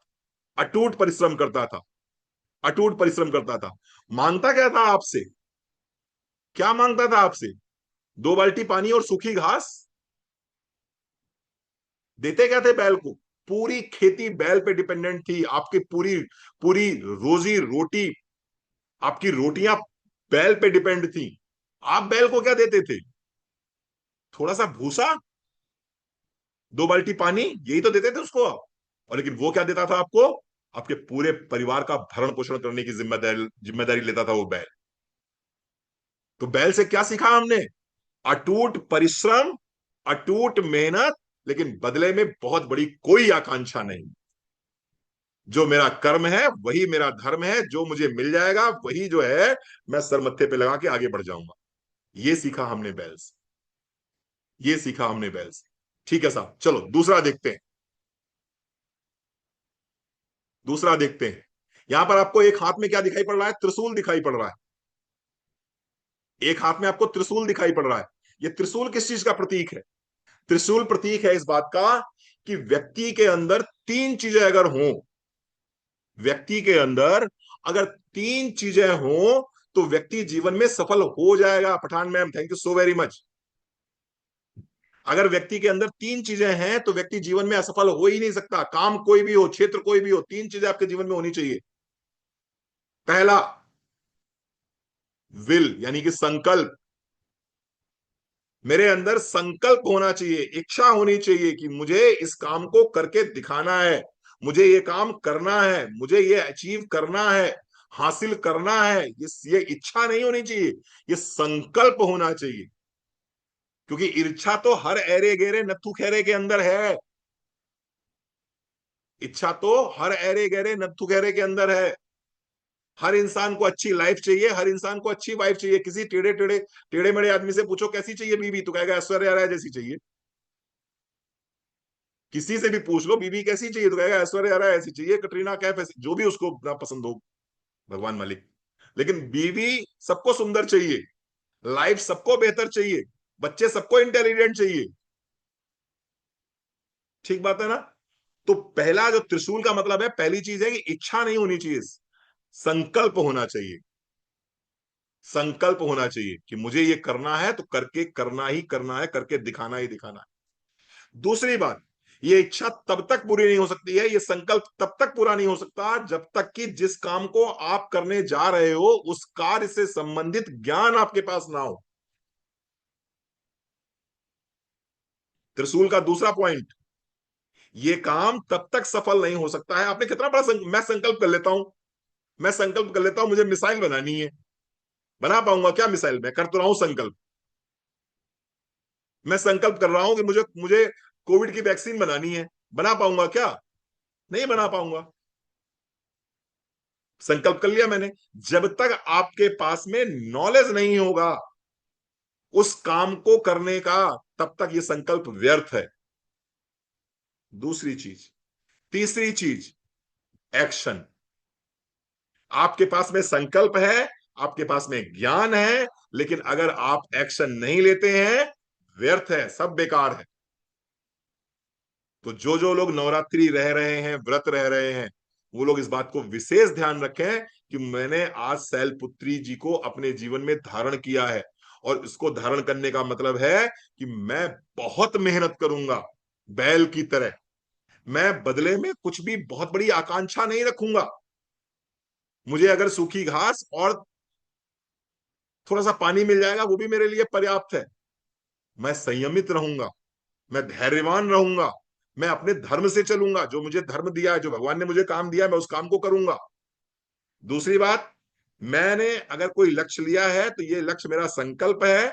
इस लक्ष्य से संबंधित जो भी ज्ञान चाहिए मैं वो ज्ञान लूंगा, और सिर्फ ज्ञान नहीं लूंगा, ज्ञान तो बहुत लोग लेते हैं, उस ज्ञान को एक्शन में कन्वर्ट करेंगे, एग्जीक्यूट करेंगे इस ज्ञान को, उस ज्ञान को एग्जीक्यूट करेंगे। चलिए, ये दूसरी चीज आ गई। तीसरी चीज, तीसरी चीज, यहां पर देखिए एक हाथ में क्या है, ये देखिए ये क्या है, ये क्या, किसका फूल है ये कमल का फूल है। ये कमल का फूल है। कमल का फूल क्या बताता है आपको? कमल, कमल कहां पैदा होता है? कमल कीचड़ में पैदा होता है। कमल कीचड़ में पैदा होता है, फिर भी वो सुंदर भी होता है, पवित्र भी होता है, माता लक्ष्मी को भी बहुत पसंद है, और शैलपुत्री जी को भी बहुत पसंद है। हम सब कीचड़ में ही पैदा हुए हैं। कीचड़ मतलब कि हमारे चारों तरफ जो है ना, काम, क्रोध, लोभ, मद, मोह सब पड़ा हुआ, मत्सर सब पड़ा हुआ है। गुस्सा भी आती है, कामनाएं भी हैं, वासनाएं भी हैं, लोभ भी रहता है, मद भी रहता है, मत्सर भी रहता है, ईर्ष्या भी रहती है, सब कुछ रहता है हमारे अंदर। हम सब कीचड़ में हैं। लेकिन कीचड़ में आपका जन्म जरूर हुआ है, वो जरूर इस संसार में, लेकिन इस संसार से में रहते हुए भी संसार से मुक्त रहना है। संसार में रहते हुए भी संसार से मुक्त रहना है। यानी कि विपरीत परिस्थितियां आपके जीवन में छाया जी आएंगी। टीम के बहुत सारे लोग छोड़ छोड़ के जाएंगे। टीम में ऐसा होगा कई बार कि कहीं से कोई न्यूज आ गई, कहीं से कोई न्यूज आ गई। ये सब क्या है? ये सब कीचड़ है। यही तो है कीचड़ वंदना जी। इस कीचड़ में रहते हुए भी अपने आप को पवित्र और सुंदर बना के रखना है। यानी कि संसार रूपी जो कीचड़ है, उस कीचड़ में रहते हुए भी अपने आप को पवित्र बना के रखना है। अपने ऊपर उस कीचड़ का असर नहीं होने देना है। सर जी उसने ऐसे बोल दिया, सर जी उसने ये कर दिया, सर जी उसने फोन नहीं उठाया, सर जी उसने बात नहीं करी, सर जी उसने सामान नहीं लिया, सर जी उसने बिलिंग नहीं कराई, सर जी उसकी आईडी नहीं लग पाई, सर जी उसने डाउन लाइन है, वो वहां चली गई, यहाँ चली गई, फलाने का क्या हो गया, ढिकाने का, ये सब क्या है? कीचड़ी तो है। इस कीचड़ में आपको इन्वॉल्व नहीं होना है। इस कीचड़ में हो तो आप, हो तो उसी नेटवर्क में, हो तो उसी टीम में, लेकिन इस कीचड़ का इंपैक्ट अपने जीवन में नहीं आने देना है। अगर इस कीचड़ का इंपैक्ट आपके जीवन में आ गया तो फिर आप कमल नहीं रह पाओगे, और आपको कमल बनना है। यानी कि विपरीत परिस्थितियों का असर अपने जीवन में नहीं उतारना है। तब आप रियलिटी में शैलपुत्री जी को अपने जीवन में धारण करेंगे। कर्म, कर्म, धैर्य, स्थिरता, पवित्रता, सुंदरता, और इसके साथ साथ में लक्ष्य, लक्ष्य लेना है, और उसके साथ साथ में नॉलेज लेना है, और उसको एग्जीक्यूट करना है। ये पूरा जो है, ये हो गया शैलपुत्री जी का आज हमारे जीवन में आत्मसात करना। अगर आप ये करते हो तो निश्चित रूप से आपके जीवन में नवरात्रि भी आएगी, और निश्चित रूप से विजयदशमी भी आपके जीवन में आएगी, और आप पूरा जीवन आनंद से जिएंगे। तो 9 दिन 9 शक्तियों को जीवन में धारण करें, और अपने जीवन को स्वर्ग से सुंदर बना लीजिए। आप ही अपने जीवन के निर्माता हो, आप ही अपने जीवन को स्वर्ग बनाओ, आप ही अपने जीवन को नरक बनाओ। जो कुछ करना है वो करोगे, आप ही करोगे। यू विल डिसाइड कि आपको कहाँ जाना है, हेल में जाना है या हेवन में जाना है। हेवन में जाना है। मेरा काम था सिखाना, मैंने सिखाया। मेरा काम था बताना, मैंने बताया। मैंने क्या बताया? परमात्मा ने मुझे निमित्त बनाया कि मैं इतने लोगों तक समझा सकूं इस बात को। अब ये बात अपने अपने बच्चों को जरूर बताना, जिससे उनको ये ना लगे कि ये हो क्या रहा है। उनको समझ में आए कि हर चीज का मकसद है, हर चीज का मतलब है, हम नवरात्रि क्यों सेलिब्रेट करते हैं। Thank you so very much, आप आए, आपने इतना समय दिया, बहुत बहुत आभार, बहुत बहुत धन्यवाद। लगभग पौने 2 घंटे में आज फिर हो गया। अच्छा लगा, अच्छा लगा आप लोगों से मिलके, और अच्छा लगा आपको बता के। बहुत बहुत धन्यवाद मुझे सुनने के लिए। Thank you so very much.